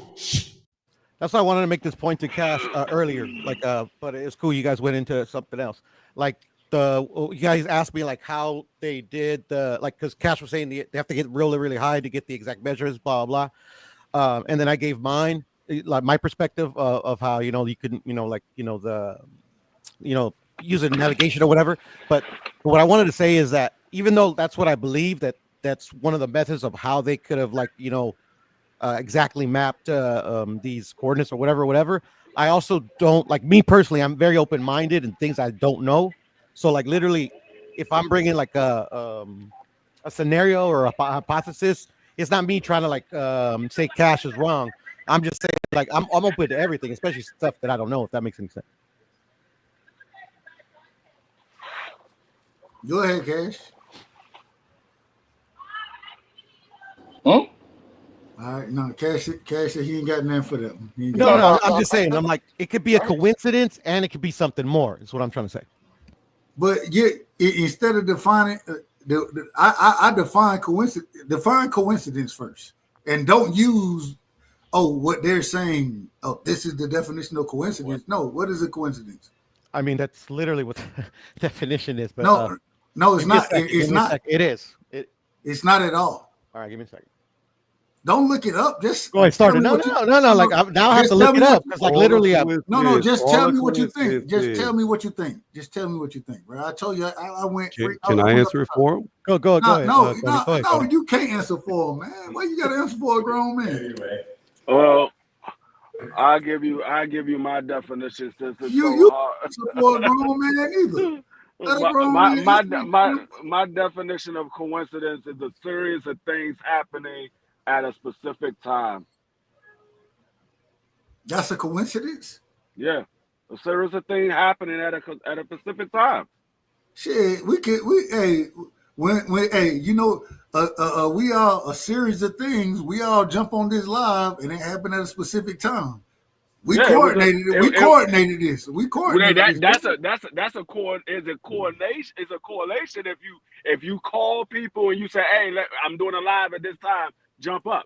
Now you correlated. That's a series, but that's not a coincidence. That's not a coincidence. But the definition you use, that's a series. But that's a series. Hold on. But that's a series of things happening at a specific time. You coordinated those series of things to happen. Then say uncoordinated. Then say something that happens when we didn't coordinate. Man, just go on with the show because you want to go. I would say, in my own words, I'm argue with y'all. No, y'all out of order tonight. Y'all out of order. In my own words, a coincidence is just simply two things that appear to be related, but they're not. So in other words, a coincidence could be I'm at the store, say I'm shopping at Walmart, and I'm short 21 cents to buy something, and you reach in your pocket and you have exactly 21 cents. It's a coincidence that you had 21 cents, but just because you had 21 cents in your pocket didn't mean that you knew ahead of time that I would need 21 cents at that moment. That's a coincidence. It's just two non-related things that look like they're related. Very well put. And the highest power that we know of, he got coincidences going on. That's crazy work. Go ahead, Cash. Go ahead. That's crazy work to me. No, I was just about to explain how it's not a coincidence. Maybe you got maybe the speed of light thing. Okay, if you want to say that's a coincidence, once you start laying out other things about the same thing, it just kills the whole coincidence. It lets you know it was all planned. Hey, right now the 30th parallel is a coincidence at this current moment in time. And also, I just want to make one last point up. A definition can have a word can have more than one definition, by the way. But go ahead. Thank you for letting me know that. Images. Yeah. So Graham talks about this. Again, like I say, it's not what we think. It's built to be an exact replica of half the hemisphere of the entire planet. On a triangular basis without the circumference space. It's perfectly mathematically tuned to perfection to not only... Because the Earth is not... It means that they knew the exact ratios and size of the entire planet. Right, because if I'm remembering this correctly, obviously the Earth is round, but it's not a perfect... It's a sphere. It's not a perfect circle. It's a spiral. It's a spheroid, I guess, is what it's technically called or something. Yeah. So... Again, we're talking about people that literally knew not only the circumference of the Earth, but the distance between the sun and the moon.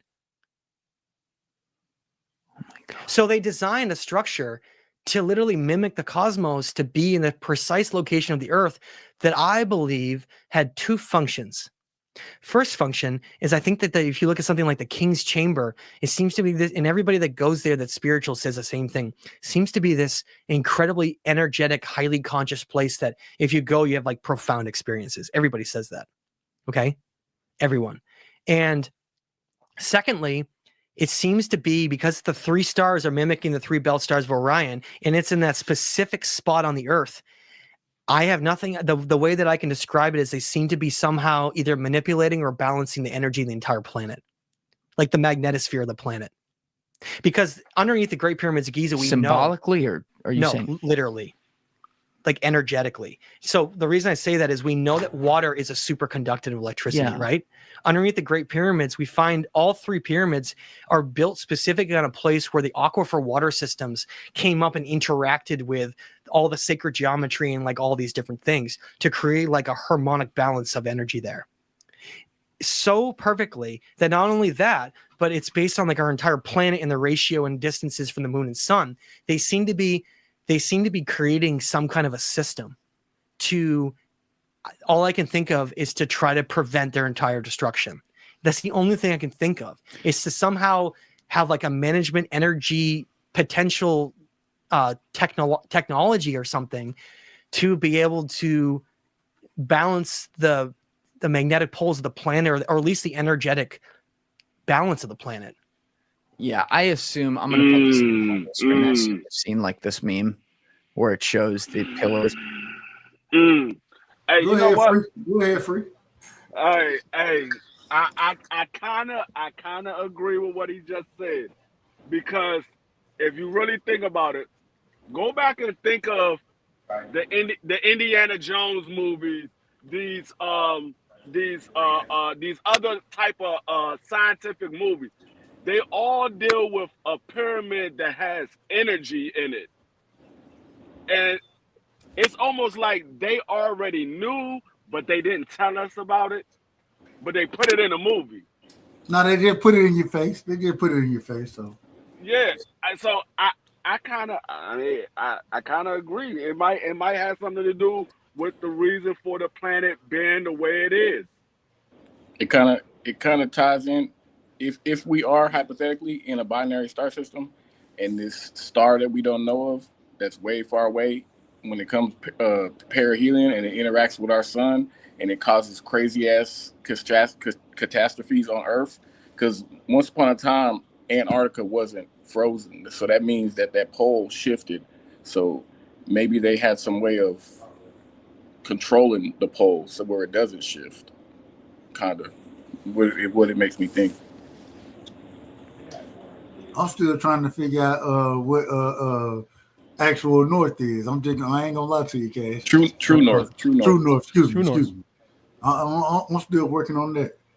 Real quick, shout out to my brother.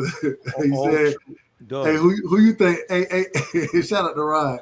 Rod Zilla said, "Hey, who you think built the pyramid, bro?"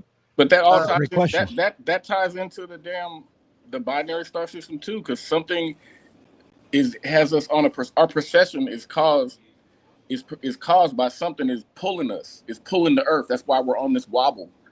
That whole precession comes from whatever the fuck is pulling us that we don't fucking know of, supposedly. Yeah. Now, like I said, now I'm starting to look at all of these movies because I watch a lot of scientific movies. And if you go back and look at it, a lot of them deal with like pyramid-shaped items or figurines or whatever that controls a lot of power. Mm-hmm.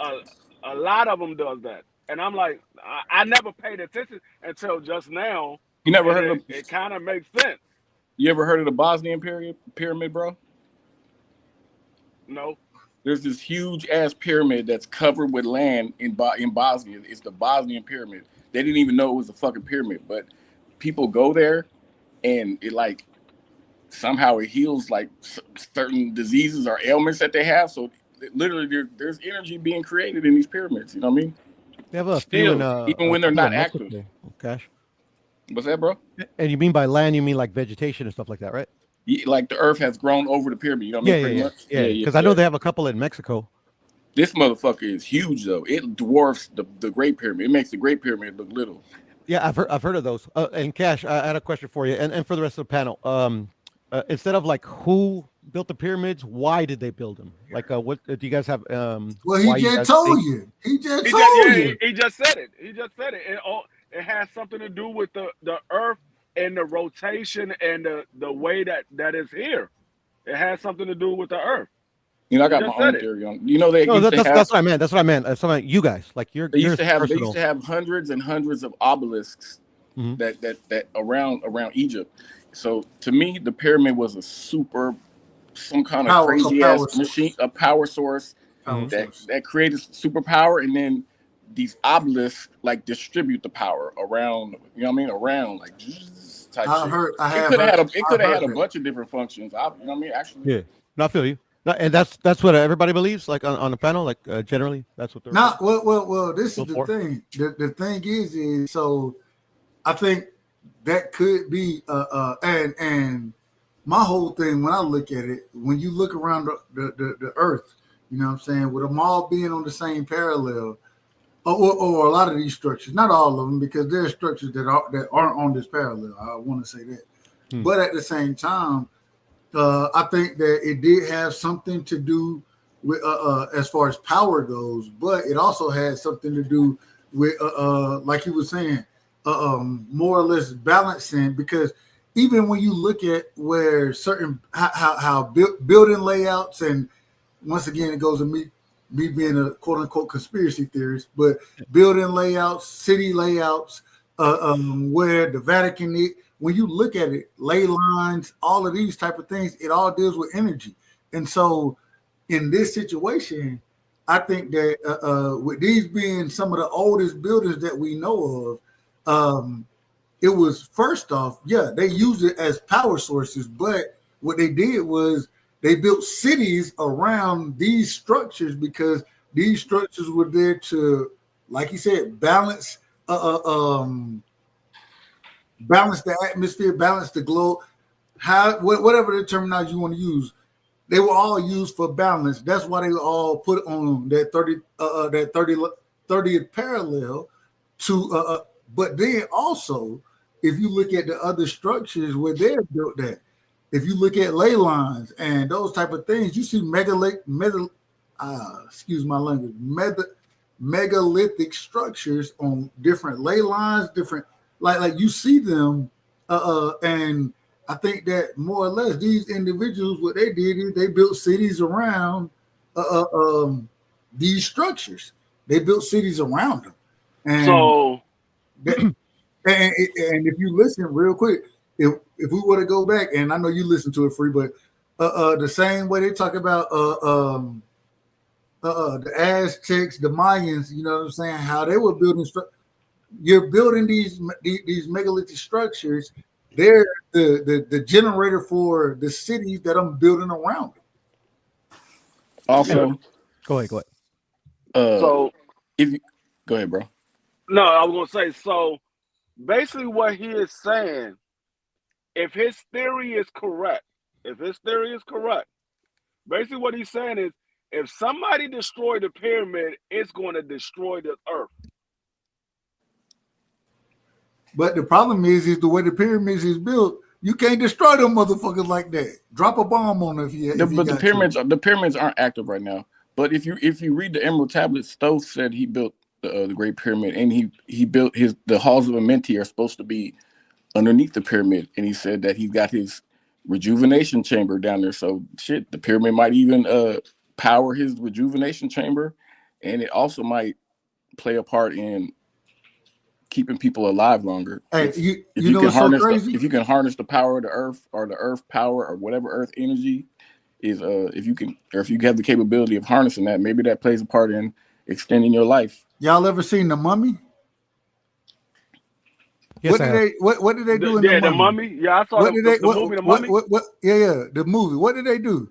The individual who was supposedly killed, you know what I'm saying, the old pharaoh, how was he able to be reutilized or revitalized? He had to be in the pyramid sacrificing in this situation. I think that's a little but I mean, they put it in your face. I'm just saying, Stargate. Remember Stargate? And that's one of the movies. Like I said, I watch a lot of scientific movies. They all deal with either the pyramid or some type of triangle shape like the pyramid that has a lot of power. Well, the reason I asked that question, because for me, like me personally, I don't know if this theory has been floated around. Like I said, like I'm interested in it, but like not super interested. Like obviously these guys are into. I think it was a way for each civilization that built their particular pyramids to map their part of the world. To me, it's like a big map. So you're saying that the pyramids were used to map the world? Exactly. Amazing. That's like my personal theory. Like I'm pretty sure it's been floated. I don't know if it's been floated around, but like that's always what I thought. That could be a piece of it. I can't say. That could be, because the pyramid. I don't know if he said it, but it's like the center of the earth. It's built in the center of the entire earth. It's built in the center of the earth. So you can use that as a center point and go from there, whichever direction you're trying to go. Yeah. So it could be. Yeah, and especially how you mentioned how do you say Cash? The obelisks. Obelisks, yeah. Like how they have them like everywhere. Like to me, those are almost like waypoints. You get what I'm saying? I mean, I have no idea what the pyramids were used for. It could have been an energy source. It might not have been. Who knows? Whatever they were used for, they ain't been used for today. So it's all guesswork. But to come back full circle, the true north is where the North Pole is. Magnetic north is where compasses point, and grid north is where north is on a map. That's the difference in your three norths. And the same goes for south. Like your compass is always off of magnetic north, but it's not true north, because magnetic north doesn't point to the top of the earth where the North Pole is. What is magnetic? Hold on. What is magnetic Earth? What does it point to? What do you mean? Like what is hold on real quick. Okay, so like when you would say true north, the North Pole, magnetic Earth, those three different norths that you were speaking on. Yeah. Right. So we know what the North Pole. We know the North Pole. That's what I would always consider, quote unquote, true north. That is true north. That is. The North Pole is true north. No, the North Pole is not true north. Yes, it is. The North Pole is at the top of the earth. Magnetic north goes off the magnetic North Pole, which is different. That's where hold on. Where's that at? Where is that at? It's still up near the North Pole, but it's angled differently. It's got to do with how the earth is on its axis, how it tilts. That's when it spins, it creates the magnetic force that surrounds the earth. That's what the compass points to. And what's the third north you were talking about? Grid north. Okay, what is grid north? Break that down. Just north on the map. North, south, east, west. It has no relation to the earth at all. It's just how you plot courses on a map. Okay. Go ahead, Cash. Magnetic north is not true north, bro. I didn't say it was true north. The North Pole is true north. No, magnetic. The North Pole on your compass is not true north. Is what I'm trying to tell you. Listen to what I'm telling you. The compass doesn't point to the North Pole. The compass points to magnetic North Pole. No, what Tony's saying is correct. True north is the North Pole. It's towards the North Pole, but it's not quite the North Pole, but it's the direction of the North Pole. Hold on. Is that true north or magnetic north? It's true north. True north. Magnetic north. Magnetic north is the one that points towards the North Pole. No, I'm about to give you the direction. I'm about to give you the definition right now. I just looked it up. It said true north, also known as geographic north, is the direction towards geographic North Pole. The fixed point where the Earth axis and rotation intercepts with the surface in the north of the hemisphere. Okay. What is well, I don't want you to have to Google it, but so true north and magnetic north, they're different places. Which one? First off, which one is the North Pole? That's the true north. That's true north. Yes. Yeah. Okay, so magnetic north is slightly off. Off of the North Pole. So the reason why that is because the Earth is on an axis, it's tilted. Right. So when you get the centrifugal force of the Earth spinning, it creates the magnetosphere that's around the Earth. A compass always points to that magnetic force. Because the Earth is slightly tilted, if you was to follow a compass north, you would never end up at the North Pole. You would be close to it, but you would be off. That's why there's true north. So where would I end up at?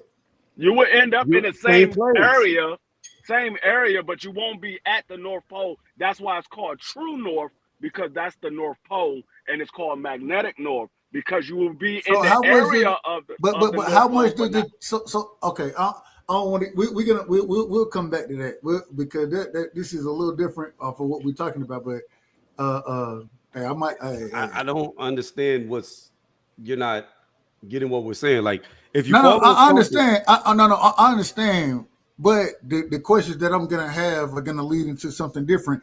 And hey, Rodzilla, we're gonna have a show on Admiral Byrd as well, Antarctica. We definitely gonna have a show on him as well. Tuesdays, pull up Tuesdays, man. That's what we do, our conspiracy shows. So we definitely will have a show on Admiral Byrd as well. Hey, we trying to take. Hey, bro, I'm about to hear. Just all you gotta do is search this real quick and let this dude explain to you what I'm talking about. I'm talking about the true north that has to do with astronomy. I'm not talking about what they must have two different types of meanings for true north or something, because you guys talk about a whole different. Oh, you talking about astronomy? Hold on. I'm talking about the reason why these megalithic structures are pointing to true north as far as astronomy. Let's finish this first, and then next show we'll get into all of this as well. Just Yeah, know. that's why I tell you, these type of shows, that shit lead down a rabbit hole, man. Here we go. I want to finish this. It's all for confusion. That's all. That's what it's for. But the show is for clarity. No. I'm talking about having so many different meanings or something where they try to. Oh, okay. Yeah. A lot of confusing pyramids, and I'm not saying no. There's lots of subterranean stuff underneath there. I'm not saying that this is what it is, but the idea Yeah. of this meme that's been created online is that we're looking at things surface level and we're not looking at what things really are. It is true though. There's well documented that if Zahi Was ever moves aside, there is more underneath Giza than there is above it. How does this man, this piece of shit, I love it, have so much power? Because he was put in power and he has it all because they need someone that is gonna. He's one guy that until I saw a video, I never fucking heard. Yeah, of but him. it's not him at all. That's the thing that people need to understand, that he's just a puppet. He's got nothing to do with any of it. How old is he now? Probably like 75. All right, so he's on his way. He's out. just the puppet mouthpiece of the system. But That's someone's just going to replace him. Well, that's the idea, is that, but I don't know if that model really is able to work anymore. I think that the old model of putting these corrupted archaeologists, sort of like putting a corrupt government in place for your own means, by the way, is sort of like, is just satisfying some kind of an interest externally. Yeah, I mean, Okay, now in I the want to add modern another layer day, to this it doesn't. for Egypt. It just doesn't make sense. I want to add another layer. Now you walk outside and you see a cell phone tower, and it's like triangulating cell phone. Yes, receive blah blah. Well, we find some very interesting signatures when we look at obelisks, like strange.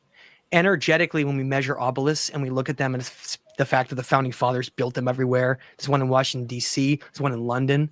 Like they knew about this. Something. Oh, 100%. Like they knew about the importance of them. And so what I can try to come up with is like, well, look, if the pyramids are sort of this massive, I don't know if it would be like a power plant or whatever you want to call it, some kind of a central location, then the obelisk would be like the receivers all the earth. Now, did they know it? Or is it similar to some of the other things we've been talking about from ancient history today where certain ideas are passed down?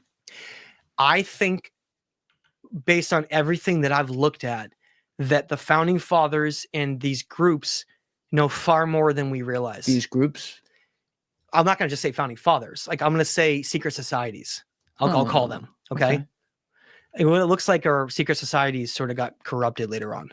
But secret societies are where this has gone back to the very ancient times. Knowledge, maybe I didn't make this super clear enough, is that I don't think that knowledge was shared to every single person in the population. Oh, no. I think that much seems very clear. It was obvious it was a powerful group of like priests and sages. And I don't think it's changed that much. I think that's the best way to look at it, is that I don't think it's changed that. And anything, there probably were influences that were very, very strong the other way, of like, well, we can't really have, we need people to like do the industrial things and all these things that were going on. And we need people to live in some blissful ignorance. So I think they knew. And I think that I do think the founding fathers were great men. But I do think that they had great ideas. Yeah. And I think that they wanted something that is still here, but other bad influences got involved. Like Operation Paperclip, which we won't get into. Oh my God. Yeah, we're not going down that route. But I just wanted to mention that, and I don't want to go too far any further than that, because I just think it's best to stay away from that. But I would just say that, yeah, they knew. I think the founding fathers and secret societies knew pretty much all this. You talked to Randall about this? Not he is extensively. He is amazing. Well, I'm not. I think that the order of the Masons is not what it used to be.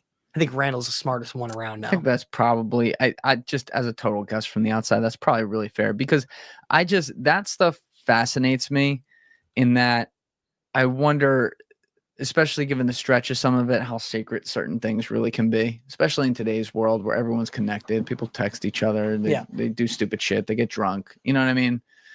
Like, it's definitely existed throughout time. Yeah. And it definitely like still exists on some scale today. But like, what secrets of the universe do they have? And also, where do, And I do give this credit to, I don't know if you want to say secret societies or you even want to say like governments. Okay. That's kind of more where I'd go. Yeah. It's like, what if you do know things that humanity can't handle? Well, they do.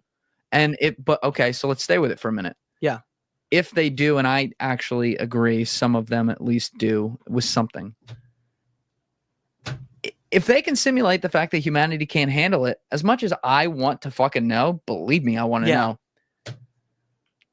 It's like one part of me says, well, who the fuck are you to decide? And the other part of me says, I completely understand. Well, imagine you had a system in place here that regardless of your opinions on whether or not the system is good or not, right? The system here in terms of laws, rules, but everybody's doing everything, right? Sure. Imagine that's in place and it's very, very, very established.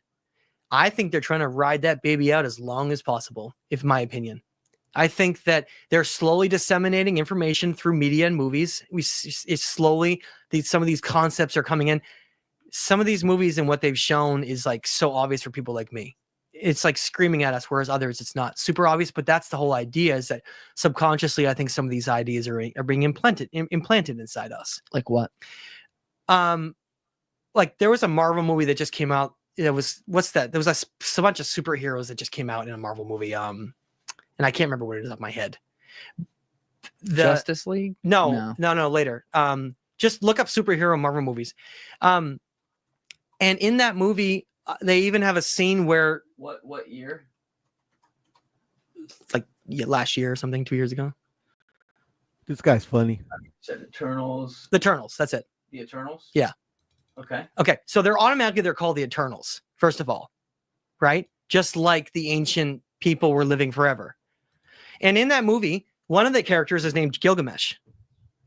Okay? And seriously. But it might be people who are just like... Well, hold on. It's not done yet. It's not done yet. One of the characters is a Gilgamesh, and he's like a demigod. Another part of the character goes back in time to change an event.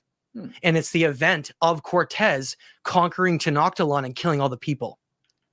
They show the scene in that movie of him intervening in that destruction.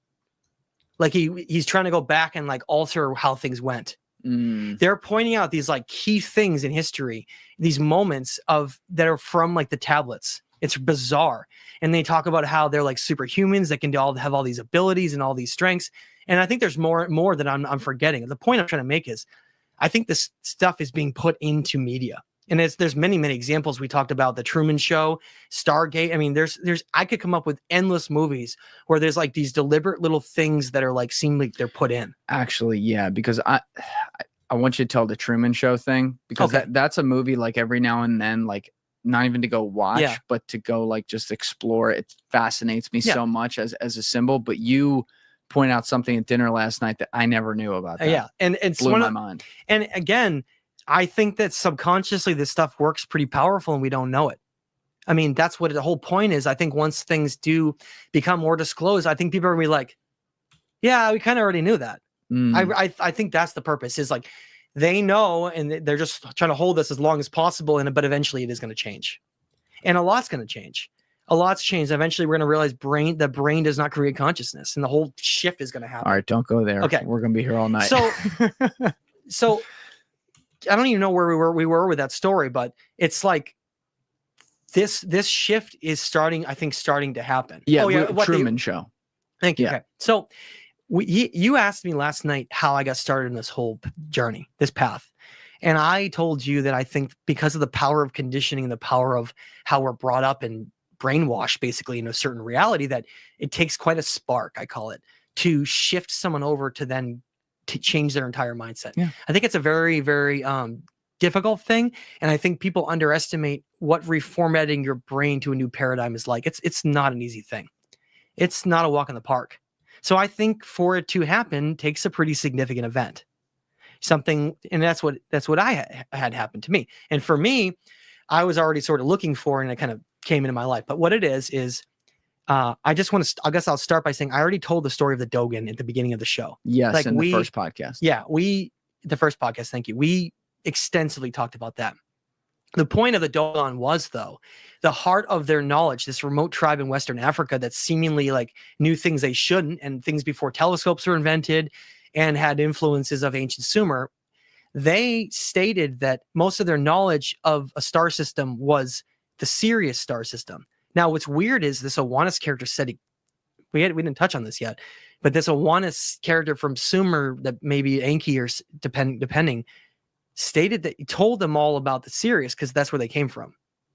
That's what the only time, and I pointed this out in my Stage of Time book.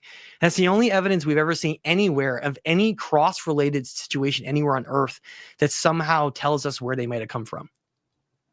I would say it's probably if I was like Orion and Sirius, because that seems to be the things depicted by ancient people all throughout the world.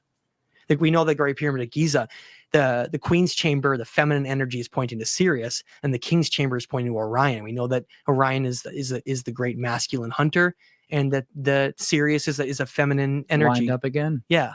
So, and that may even tie into like the eagle and the serpent, have divine feminine energy and masculine, right? And how, right? The whole thing may be acting itself out here like that.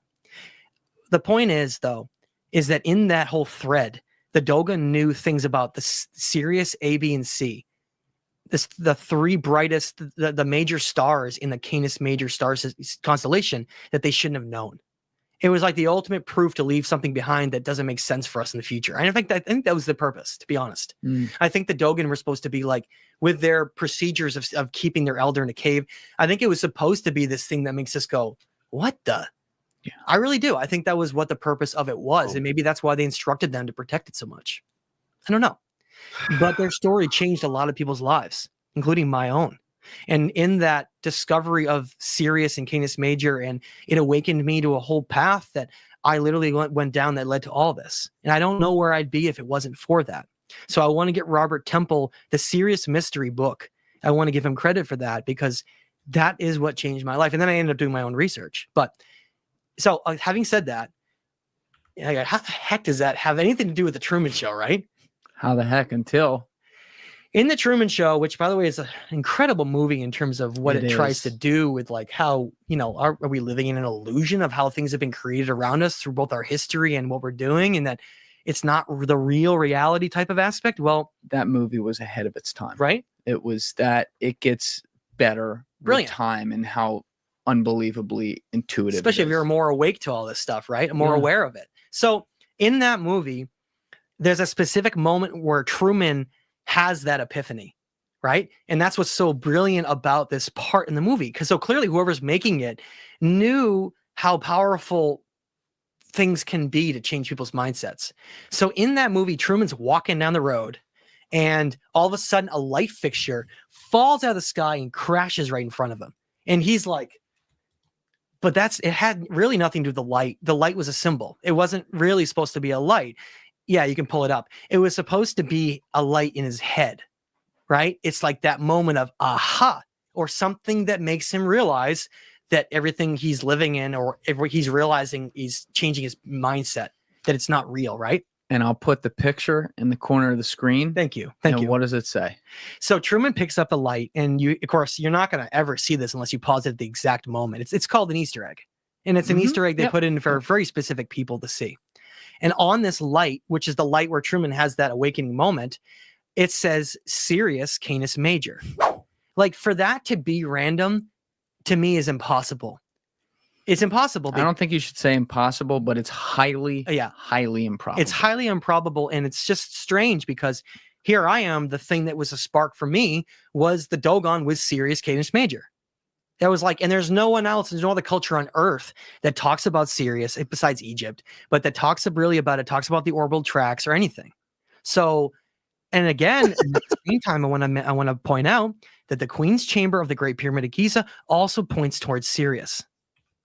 So I think that it's a combination of both, because that also points to the fact that, well, look, they're pointing at star constellations and not a tomb, right? And so then you add another layer to it. Well, when did it point towards that? And that's, we're going to swing right back to where we started, where John Anthony West and Graham Hancock and Robert Bauval and all these guys were like studying ancient alignments because of the precession of the equinox with the Earth, the wobble. It does not face the same place throughout all time. It faces different positions based on different ages. Now, if people don't know that, each age where is a zodiac is 2,100 years. Okay. So the entire zodiac is like 25,000 years. That's called the Great Year. That's how they track time. The ancient people of Göbekli Tepe would track time based on the Great Year.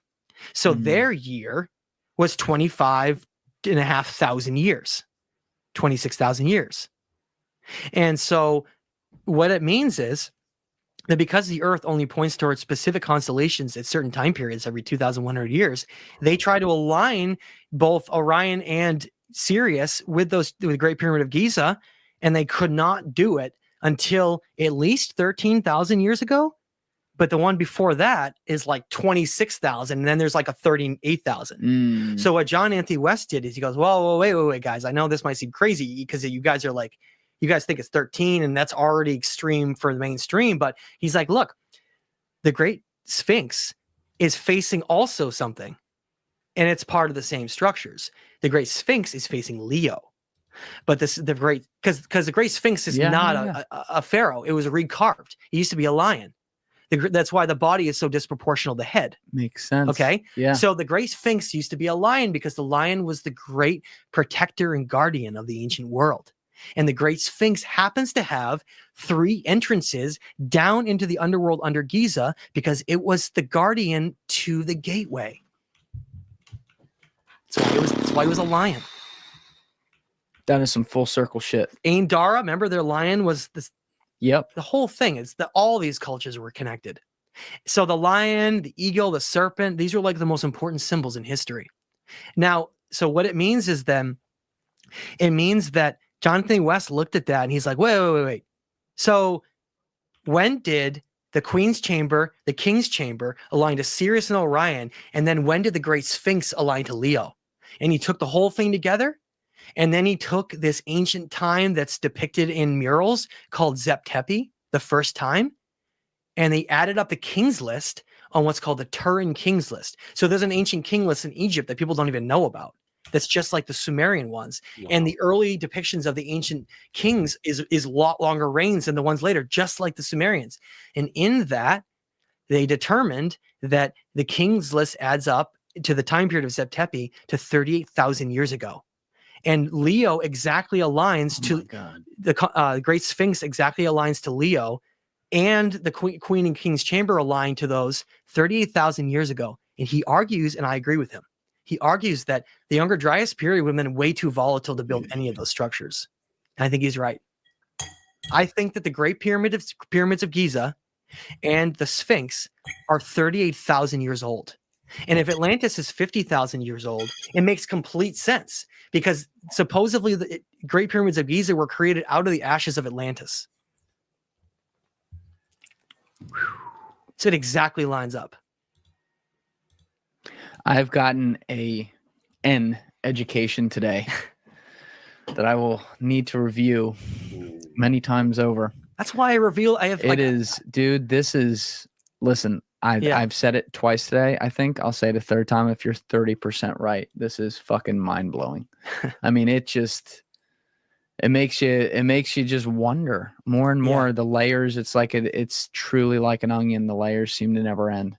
But listen, man, if I kept going with that, you'd miss your flight. Yeah, and we got to get you to the airport. We've been talking all day. That's why we got to stop. But like I said a while ago, this is 2 podcasts. Yeah. This was something else, like man. 5 hours, I think 6 hours. I don't know. I think it's like 5 and it's something, 5.5 maybe.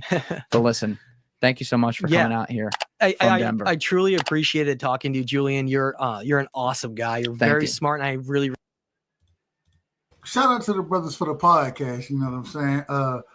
Y'all just, what's y'all thoughts? Any thoughts on where we ending at as far as the video go? Man, this is outrageous. The guy's hilarious. Hold on. What it is, he free? This is outrageous. This is outrageous. Damn.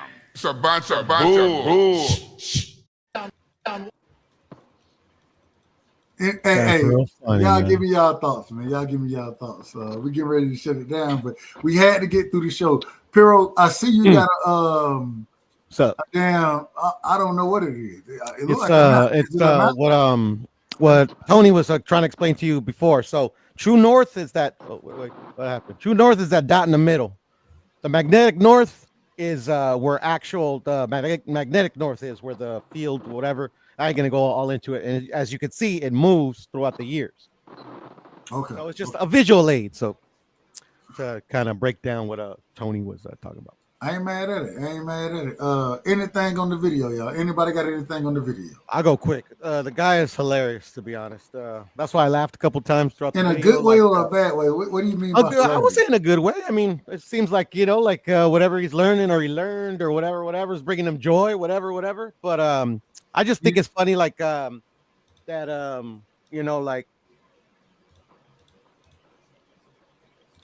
can I put this? Like the way he's like how he only sees what most people don't see, but then he brings up an example of a writer of a movie that saw what he see. You get what I'm saying?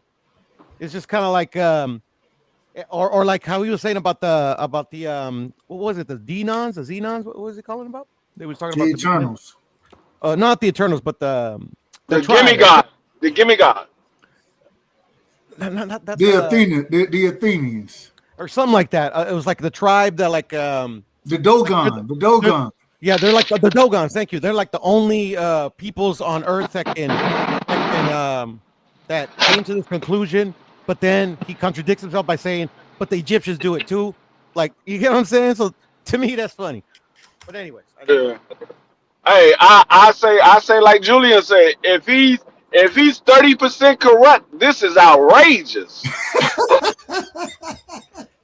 Perception is reality. It's all it's out of order, man. Hey, I love it. I ain't got no problem with it. At the end of the day, I don't believe in aliens because here's the thing about it. If all our technology came from aliens, then where the hell did the aliens go? Why are they gone? It makes more sense that humans, we had something happen. It could have been an asteroid that hit the earth. It could have been a flood. It could have been numerous reasons to why we reset and we forgot what we once had versus aliens coming here. Because if it's aliens, then there's no reason why we wouldn't still have the technology. There's no reasons why they wouldn't still be visiting. So I just don't buy the alien shit. Hey, some people say they are still visiting. Maybe they never left, bro. Maybe they're in the ocean. But that makes even less sense. If they were here before in the public, why the fuck would they be hiding behind the curtain now? To stay at arm's reach from our crazy asses? No. You know what I'm saying? That makes even less sense. Like, if these things were worshipped to the point of where they're making public appearances and everybody's worshiping them, then why would you go from being in front of everybody's eye to hiding behind the scenes? That makes even less sense to me. Because of how we fear the unknown? What are you talking about? If we worship you know what I'm saying? Like we might try to kill them or something because we don't understand them. They look different. Puro, how can we do that nowadays? So here's my question, right? Go ahead. It's the same way the conquistadors took over South America. Them motherfuckers had technology that nobody in South America had. The settlers, pilgrims who came to America, they had guns against bow and arrows. At the end of the day, if aliens can go from planet to planet, there ain't shit we can do to them. Yeah, that's for sure. I mean, for a time, right? Because the conquistadors, they didn't stay around for long. I mean, me personally, I don't think aliens go from planet to planet. If they are true aliens, I don't think they go from planet to planet. I think that they're here and they just have a specific spot where they go. They, like everybody have their own country, they have their own land that they go to that we haven't discovered. That's a fact. They all come to the United States. Yeah, but G, my question still remains. Why were they in public's eye once and all of a sudden they just disappear? To me, it doesn't make logical sense. Hey, I'm not saying that that there is aliens here. I'm saying if they are here, I think that they still are. I think some people believe the aliens created all of this stuff, and they might be sitting back watching their creation. They just might be sitting back watching it. I don't know. It's kind of crazy because there's this dude named Phil Schneider who in the late 70s and the 80s was building these DUMBs. They call them DUMBs, deep underground military bases. Like we don't know about them. and they're miles and miles underneath the ground, and they cost billions and billions of dollars. And he was having these seminars telling people about how many of these dumbs that there were. There were like hundreds of them back then. So by now there's probably even more. But they killed this dude, and he was telling his story about what happened when he was digging one of these underground bases. He said he started to dig at the bottom level of one to extend it, and he said that he fell into a whole nother like base, and he said it was an alien base, and that this you got to go watch his last seminar and listen to his story. And he has these wounds on him where his hand got literally melted away, and his whole damn front of his body got cut from chin down to your damn belly button, and he has these crazy ass wounds. I would just refer you to go like listen to his story, but it's kind of crazy that at the same time that he's building these dumbs is right after this Pioneer 10 and Pioneer 11 transferred all this data back, telling us that this we are in a binary star system, and it transmitted all the information and a picture of the ninth star and the dead star that's 50 billion, or however far away. All these things started happening at the same time, so it's kind of like they started preparing for these events that are going to take place from when this star comes perihelion, as close to our sun as it gets when it comes around on its whatever rotation thing it's on. It interacts with our sun, and it causes the Earth to have crazy ass events. And it's like they've been preparing for these things without us even knowing about it. It's kind of it's crazy. But Cash, those dumbs are nothing new though. I mean, they're pretty much ancient. I truly believe. You know where one is, bro? Yeah. It used to, like you just mentioned, it used to be called Tenochtitlan, and they built Mexico City right over it. Still exists. I mean, that might be one of them. I mean, that might be one of them, but he's talking about hundreds of these motherfucking bases underground, bro. Well, that's the thing, though. It's like the words, like Cash. Like, yeah, I get the word base, like, but if you just change base to city or town, like, I'll give you one example. Where Dodger Stadium is built. Dodger Stadium is literally built over a school and a bunch of homes that they did demolish for the most part, but there's still buildings that exist under Dodger Stadium. From where? Because have you heard of that story? They built Dodger Stadium you're over talking that. You're talking about building over something. I'm talking about miles underground is where these things are. Miles, not right underneath our feet. Miles underground. And I feel you, but like that's what I'm trying to say is that like okay, Dodger Stadium is just kind of like a small fraction of an example, nothing like how you're saying miles and miles, but just go to like the Amazon, right? They're saying that like the Amazon used to be like filled with cities, right? But eventually through time and erosion or whatever it's called, the word, like literally the jungle covered it. You get what I'm saying? True. And That's some true. of it is like buried deep. Like yeah, really they did LiDAR tests. They show that shit. Yeah. So that's what I'm kind of trying to say. If that makes sense. I mean, yeah, kind of. But I'm talking about miles. You're talking about like kind of closer. I'm gonna say this and then I'm gonna hop off. I truly believe like if anything from the past we had that's more advanced than we have now, we created it. An amnesia went over the earth. If it's been discovered, they're hiding it. And I will give an example of we've had people literally make engines that run off of electricity from the air and they disappear. The patents never get seen. We've had cures. Like there was a lady that just cured her breast cancer and they're fucking trying to put her in jail for life because she did it without approval.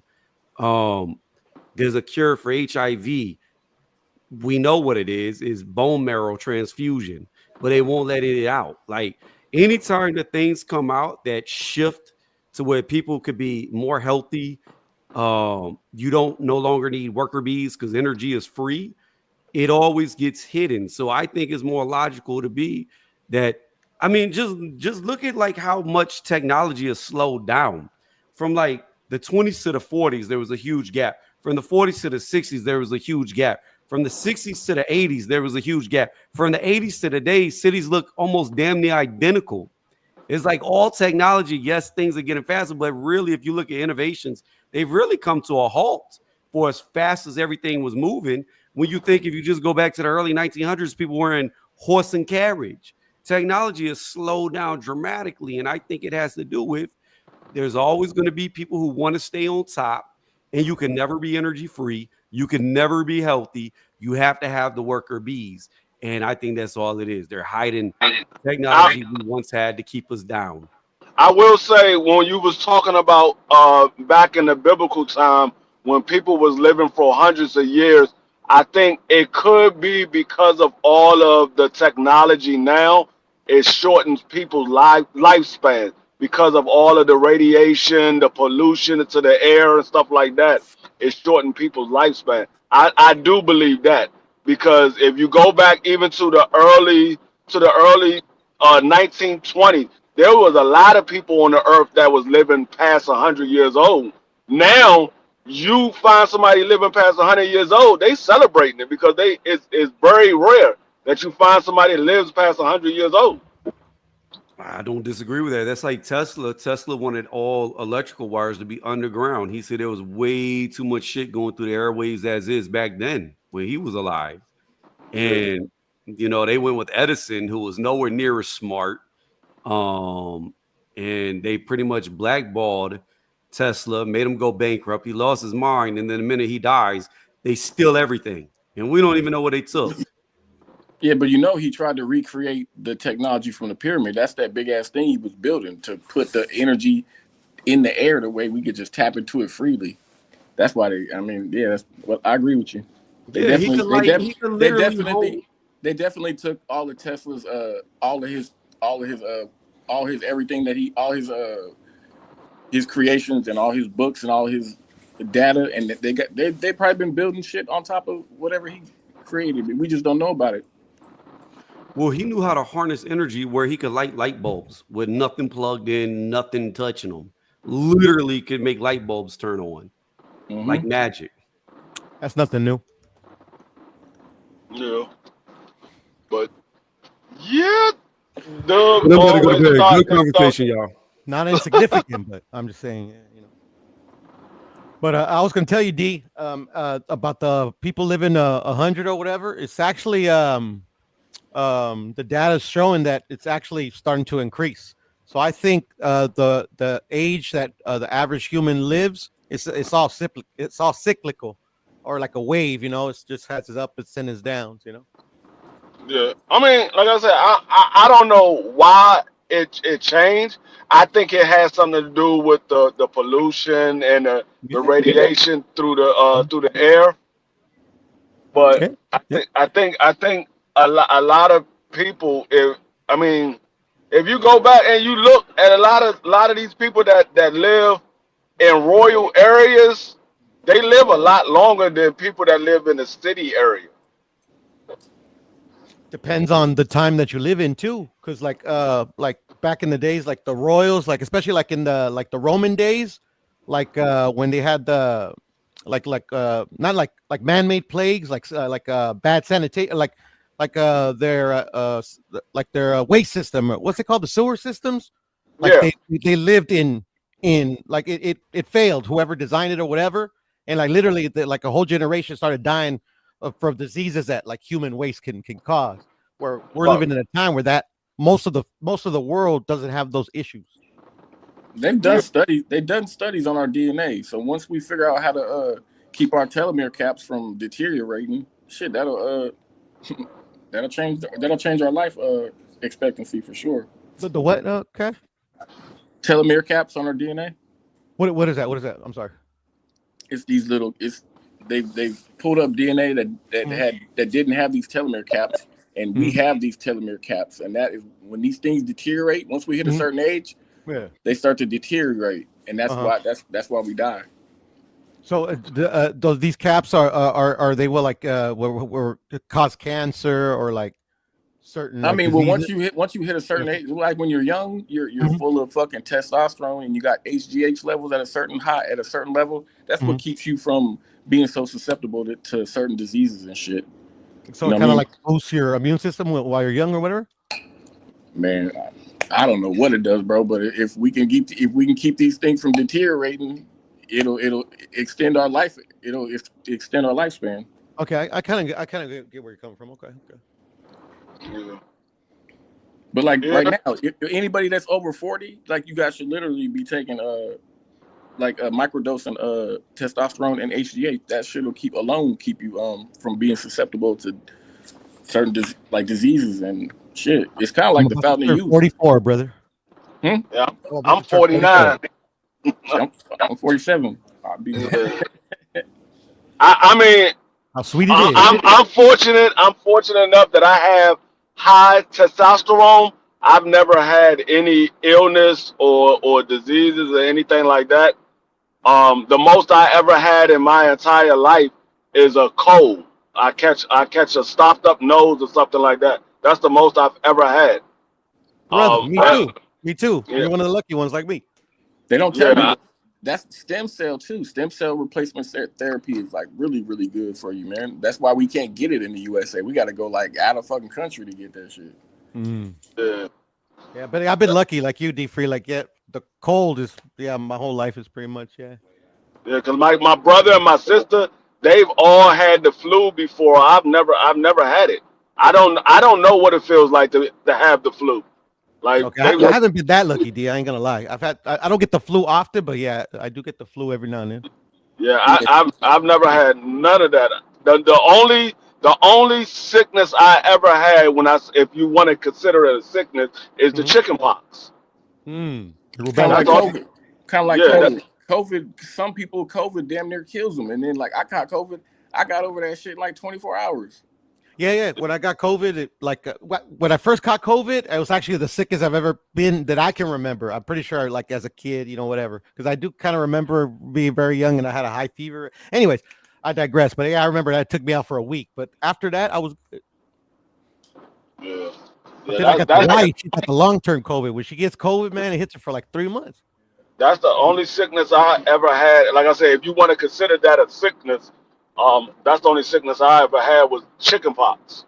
Yeah, I had the chicken pox as well. Yeah, I don't think did that shit go away? Because I remember having it when I was a kid, but nobody gets the motherfuckers no more. Yeah, no, I mean, kids still get them. Like all my kids had it, but you want to get it when you're young, because when you old, it messes with your bones, it messes with your ligaments. So the older you get, the more painful it is. Hey, real quick. Actually got real quick. Kids don't get the damn chicken pox no more. Yeah, I don't know what happened to it. I don't know what happened to it. That's crazy. The kids, look, hey, my son ain't never had the damn chicken pox, man. That's your son, bro. All right. No, but that's what I'm trying to say, Dub. Like, my dad got the chicken pox late on in life. Actually, I think I was the one that gave it. Look, my mama. Look.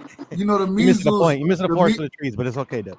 Go ahead, man. No, I was just trying to say, it's like, Dub, I believe you that your son is 9 and he's never gotten it, and knock on wood, maybe he never gets it. But that's what I'm saying. Hey, my dad was your son till he was 60 years of age. Yeah, I'm gonna be honest with you, Dub. I was around your son's age when I caught chickenpox. I was around 9 years old when I caught chickenpox. My son was like 5 years old when he caught chickenpox. So I mean, like I said, from what I've heard, the older you get, the more painful the chickenpox are. I'm not disagreeing with it. I'm saying that the chicken pox ain't out there like they used to be out there. It's probably not out there like it used to be. I'm just saying, if you do catch it, you want to catch it early. You don't want to catch it late. Gonorrhea ain't out there like it used to be either.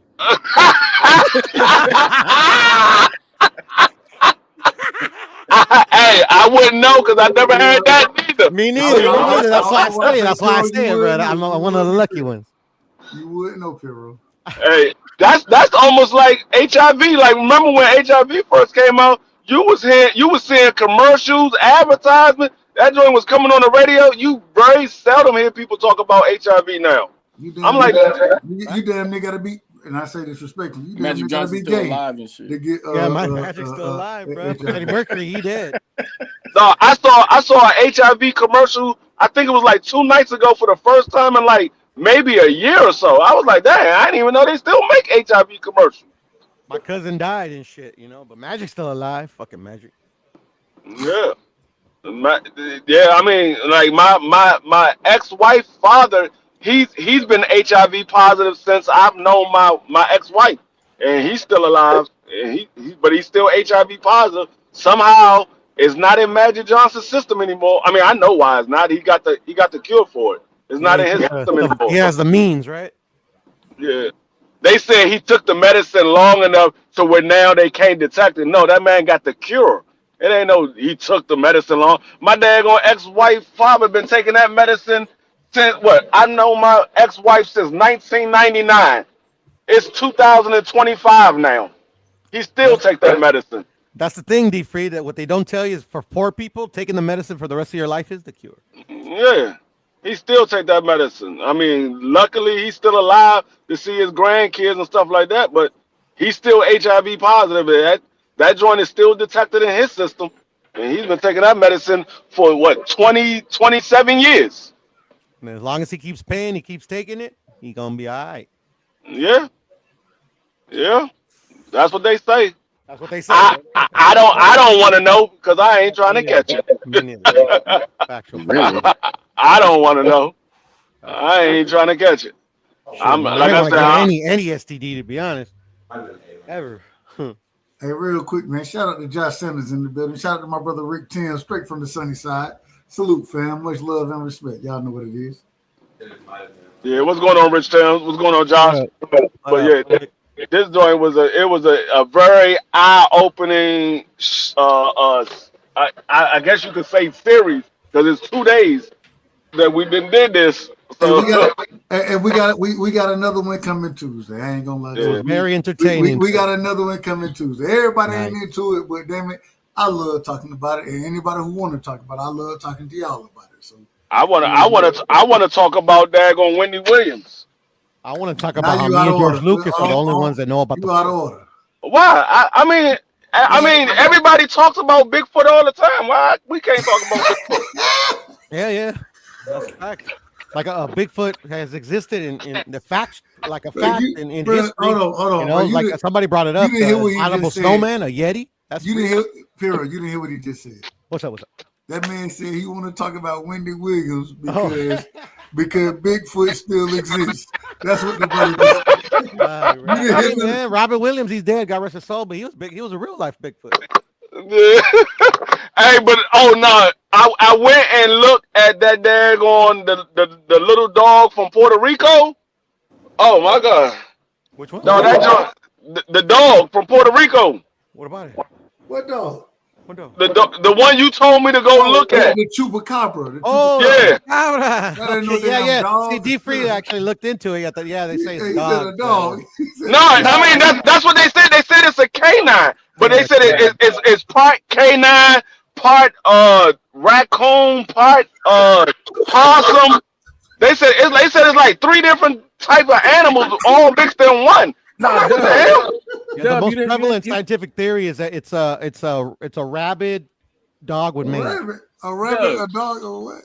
Dub, you didn't see that video that I sent you where they had that creature that was hanging on the bottom of that goat sucking its blood, and they were like trying to beat it off, and then they like went in the garage and they chased it, and it like shot off like a damn. It kind of like took off like a snake on the ground, kind of like, but it just looked like a bullet, kind of like it shot off like a bullet on the ground. Man. I probably did. I just don't remember. I ain't gonna lie to you. I ain't gonna lie. Look, Cat, you didn't send me some. Listen. No, but they did. They said that joint is mixed with. They said they did catch one. They said majority of the people are sending photos of a rabbit. I mean, of a coyote that got mange fur. Nah, when you see this video, bro, listen, I'm gonna find it for y'all. Just drop it in the badge. I'll play. I don't got it right now. I thought I sent it to you. It's in my phone somewhere, but it literally, when it's hanging on the bottom of this goat, it's like it's got its damn feet straight. It's like upside down. It's hanging on the goat, and you can tell it's sucking the goat's blood. And they got these Asians that are trying to like hit it with these damn sticks. It looks like a fucking. It kind of looked like a damn. It looked like a bat kind of, but it wasn't a bat because could it be a bat? It detached from this thing, and then it took off into the garage, and then it went under the garage, and then they went around and chased it, and you see it take off, and it just like shoot. It looked like a bullet shooting on the ground, like a snake kind of, man. It's crazy, man. How it just like it was a goddamn vampire. No, that was probably a chupacabra, be just man. like an abnormally large bat. But it wasn't a bat because when it took off on the ground, it looked like a snake. So it like changed. You know what I mean? Hey, hold on, Piero. What you think chupacabras are? It's some type of animal, bro. Like I said, the most prevalent theory that scientists have that it's a rabid animal that has mange. So like literally all the hair falls off. Yeah. They said a lot of people said. I looked at about 7 different videos on it, and most of them said that it's a coyote that have mange. They said it's a coyote that have mange, but they don't understand why it's sucking the blood out of animals. They don't understand the reason why it's doing that. When you see this thing, you're gonna look at it and say that's a chupacabra. Yeah, because they said the dude said he went into his barn. It was 10 chickens missing. The next day it was another 10 chickens missing, and then the following day he saw 2 chickens missing, but he didn't see no blood, and he don't know why he didn't see no blood, but he know he got chickens missing, and he said he looked at his cameras and he saw a dog run out, but he said it wasn't like a regular dog or a fox or anything like that. He said it was different. And when they looked at it, they said, "Oh yeah, that's the whatever that shit called." But they said it looks like it's a mange coyote. You know, actually, that's my cousin Hugo that you're speaking of, and he actually forgot that he had chicken that whole week. What's your cousin? And that's where the chickens went. What's the cousin? No, I was making a little joke. He said Ugu. His cousin Ugu. Shout out to Ugu, man. No, Hugo. My cousin's name is Hugo. But look, man, hey. Hugo in English. Hugo. Hey, man, we had a great show tonight, man. We shutting it down. Real quick, Doug, before you go, I wanted to tell you this one thing, but you got to play the video about the if your son, would you throw him in the lake of fire? Hold on. We got some feedback. I don't know what it is. Testing. Can you hear me? Yeah. I think it might be D. Does that mean? Do I have feedback? Do I have feedback? No, you don't. Okay. Go ahead. Yeah. No, I was just saying about your son. Like, would you throw him in the lake of fire or whatever?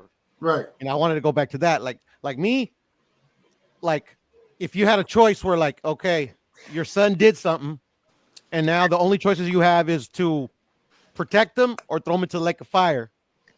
Like, you get what I'm saying? It's like your son could be somebody that grows up to be, a knock on wood, I pray to the Lord Jesus that that's not going to be the case. But you get what I'm saying? It's like literally any of us could be an evil dude just as well as we could be a good dude. You get what I'm saying?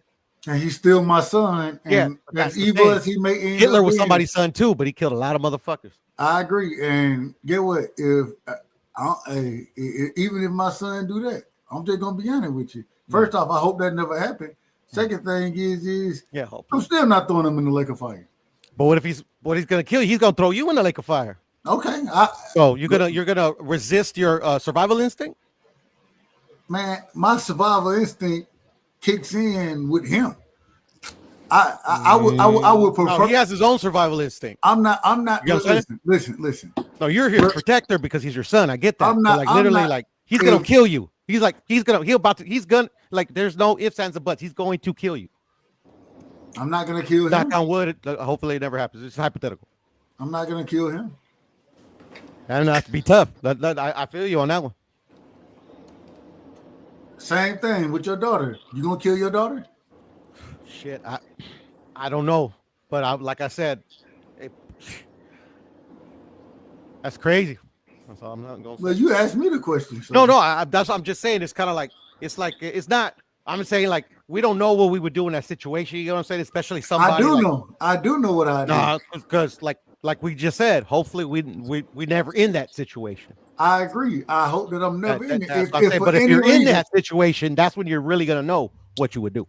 I love my son enough. I already know what Nothing, man. You crazy as hell. No. I'm just. It's just like it's a hypothetical is what it is. Like, you know what I'm saying? It's I like, understand. You wanted to go back to it, so I'm just no. I'm just saying it's just like I just like I don't know. It's just like those type of like questions. Like it's gonna bug me. Not just like what you would do, but like what I would do in that situation. You know what I'm saying? No, it's not a question though. It is a question because like it's a question that's hopefully never going to be posed. But when it's posed is when we actually will be able to answer it. You get what I'm saying? And the answer gonna be is at the end of hey man. I understand what you're saying. You know, you always have in your mind. I don't think I ever been in that situation, nothing like that. But what I'm saying, brother. No, I understand what you're saying, but I hope I'm never in the situation. I don't think I ever be in that situation. But at the end of the day, may God kill me tomorrow, bro. If I'm in the future gonna be led to that, bro. Seriously, I mean that. I owe him more than he'll ever owe me, and so I fuck with that. I got you. It's not no. Nah, hey, nah. Hopefully, I don't think it ever happened that way. But if it ever happened that way, nah. That's Hitler's daddy. Hitler's daddy, brother. That mean I ain't do my job the right way. Fell out of Hitler's mama. I feel you. Now, Hitler actually kept around Jews that were like that did right by him. It's crazy shit, huh? Not really. His personal doctor was a Jew. He was the only Jew he didn't kill. Shit, you know, I just feel grateful that I was never fucking like forced to go to church or none of this stuff. So like I don't have none of these preconceived notions stuck in my head that always got me turned into some shit that there's no proof to, that people just believe just because they were, you know what I mean, they grew up in certain churches or believe in certain things. Like I feel blessed that I never had any of that stuff, man. I just want to know the truth, man. So I feel you. And you know what's crazy, Cash? I'm the exact opposite. Like literally, like I wouldn't say I was forced to go to church. It was just like, you know, tradition. But also I had a mother that was like a devout Catholic, but she was also like, she also learned a harsh lesson from a couple of like really good friends of hers that were Jehovah's Witnesses. And apparently, this is what my mother told me, like a Jehovah's Witness, when they like try to convert you, like they'll pretend like they're your friend, this, that, and the other. And my mom was just curious about the religion. So she like immersed herself in it. So like her two friends were like, okay, we're going to get her. So at the end of the day, when the time came, okay, we got to know, are you going to convert with us? And my mom told him, I already told you, man, I'm a devout Catholic. I was just very curious about your religion. The next day, she never heard from him ever again. Mom told me that broke her heart, but it also taught her a lesson to question everything, even her own religion. So that's why it kind of would make sense what I'm trying to say. I definitely question everything. Yeah, and I got that from my mama, man. Hell yeah. Well, hey, I ain't got no problem with it. You know what I'm saying? I disagree a little bit with that theory right there. I ain't gonna say theory as far as her experience, but at the end of the day, best friends, bro. Like, hold on. 10 years, threw it out the window. Hold on, bro. Hold on. I'm just saying. Anyway. All I'm saying is I disagree with that experience, but if that's what she went through, I'm just saying. I mean, she could be lying. I mean, like, you know, my mom's human. You know, she's not, you know, perfect. But like I'm saying, like, yeah, I believe her. I'm not saying she lying. I'm not saying that. Yeah. But I just thought that was crazy, bro. You know, because like she like literally, my mom always told me, like, who brought this up? I don't. Maybe it was a UW, or maybe it was your panel talking about like friends don't really exist. And I remember I used to fight my mom on that because like literally, like I got 3 sisters. I'm the only boy and shit. I'm the youngest. So literally, like friends for me are kind of like family in a way, if that makes any sense. So like I always fought my mom with that, but like I get where she came from though, because like her own experiences, like, yeah, man, friends don't exist. Yeah, I don't know what religion it is, but like when I was really young, and I used to hear certain things about like someone could murder kids and rape babies and do the most vicious shit, and then they could just go get baptized or go confess their sins, and then they get to go to heaven. Like that shit. Yeah, that's Christianity. That's Christianity, bro. That shit didn't make no sense to me when I was a little kid. I was like, huh?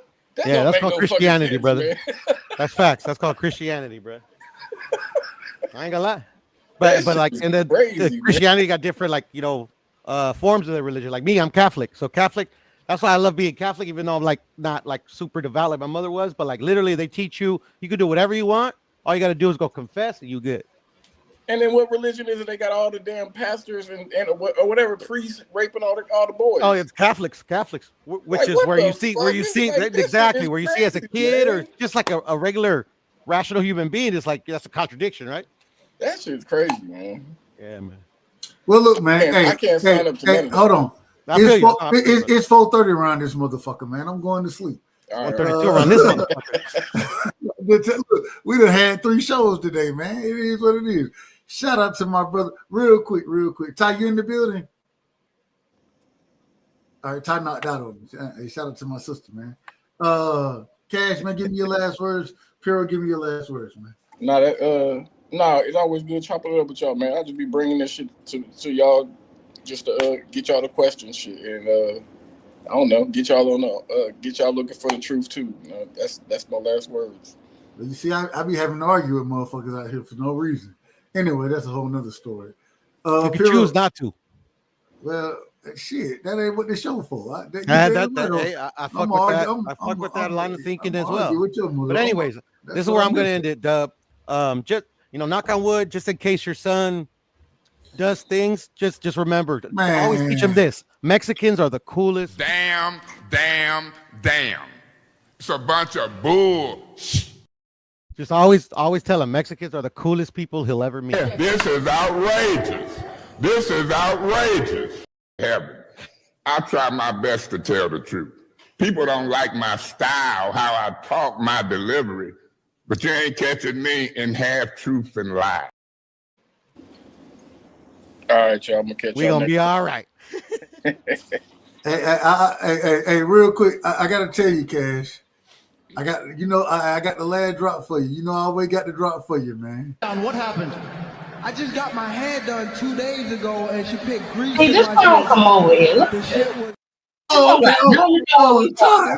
she back in the building. Ty, hey, don't try. I had to shut it down. Hey, Ty said, "I'll let you get away with some of this shit. I ain't letting you get away with this motherfucker." I like that remix. That shit don't bother me, nigga. Hey, now the bother me neither. The song be kicking. Ty, man, give me your last word, sis.